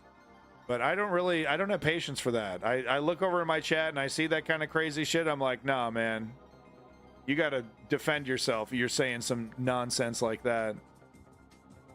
Leon, big props to Leon. Thank you so much, Leon, for all your contributions to the UK segments of of my channel. It's very helpful having your perspective while living there. So thank you so much, Leon, and all the other people living in the UK with your comments. Your boy Leon, big props to your boy Leon. I'm sorry, Lenny. I don't know why did I say Leon? What the hell? I think I was thinking of Resident Evil 4. Big props to your boy Lenny from south of Boston. Thank you, Lenny. #1 financial contributor to the stream. And of course, amazing Twitch streamer in his own right. Ponder Monkey, thank you so much, Ponder Monkey. Wasn't there a question I needed to answer from you, Ponder Monkey? There was something you wanted me to answer. I forgot. I didn't do that. I'm sorry about that. Let's see. I'm just trying to go on up the chat, trying to thank everybody contributing. If you want props, make sure you say hi in the chat. Malum, thank you, Malum. Big props to you. Yorkshire Pudding. OG Yorkshire Puddings have been coming through for quite a while. Thank you, Yorkshire Pudding. And of course, Woke Patriot as well. We watch other people getting banned and learn to not repeat their mistakes. Yeah, their mistakes that they made were either being intentionally misinforming, gaslighting, or just being like hateful. Hey, there's the original Davey. Oh wow, OG Davey. Look at that. You were able to ban evade this whole time and didn't get busted. Wow. Yeah, Borderline Feline. Nice. You got the Leon emote. Cool. Well, congratulations, Davey. Make sure you log in and watch me with both accounts in the future. I want both views. You have no excuse now. 4 days for telling a South Park joke. Yeah, look, I mean, I don't have the right to criticize anybody else for banning, for how they ban, because I ban, like I said, being in my chat is a privilege. It's not a right. You got to hold your own. You got to be worth a damn. You got to be saying some shit that is actually intelligent. Or at the very least, you want to be a joker, that's okay, but just be, have a sense of humor. Don't be like, oh, yeah, Joe Biden, he wears diapers, doesn't he? Yeah, he borrowed them from Donald Trump. Why'd you say that about Donald Trump? He doesn't wear diapers. You're just a woke cuck. How dare you? Oh, you don't have no sense of humor. How dare you ban my free speech? Yeah, no, you got to go, man. Here's the door. I didn't have to do that today. I didn't have to ban anybody. Yeah, Borderline Feline. There you go. The big room. Yes, exactly. I do, because I want to get down to the truth. I have no agenda, and everyone says that, right? And everyone has an agenda, but it's like, no, I legitimately, I want to just understand the world around me, and I just want to get better at this, and I'm not a genius. I guess I gotta, watch more horse porn like Vosh so I could be an academic genius like he is. Chem Goblin, have you grown? I bet you've grown. Physically. It's your Zoomer. Get it? He's still in development, guys? Get it? It's a joke? Okay. All right, everybody. Let's not forget. The only guaranteed way to create political change is to become a political activist. Oh, that's so difficult. How do I do this? Are you kidding me? Where do I start? What do I do? It's actually really easy. There's a simple 3-step program that I've devised that you can follow at home. Step 1, inform yourself. You're doing it now? Congratulations. Step 2, join a progressive or political organization, whatever it is, union, whatever it is, I don't care anymore. As long as it isn't the Groypers, all right? Don't put all your political activism into Nick Fuentes' organization or TPUSA. Step 3, you got to take it seriously, right? You got to put in the work. Ask yourself once a month, what am I doing to create political change? Am I donating? Am I donating my time, my money? What am I doing? You got to ask yourself, because it's a lifestyle choice. Okay? You got to be down for this shit. Change doesn't happen overnight. Doesn't happen with an election. It's a lifestyle. And let me tell you, it's a lifestyle for the right. It's a lifestyle for the conservatives. You got it. Thank you, everybody. Peace in that motherfucking Middle East, and I'll see you. Someone's knocking on the door, so I got to go.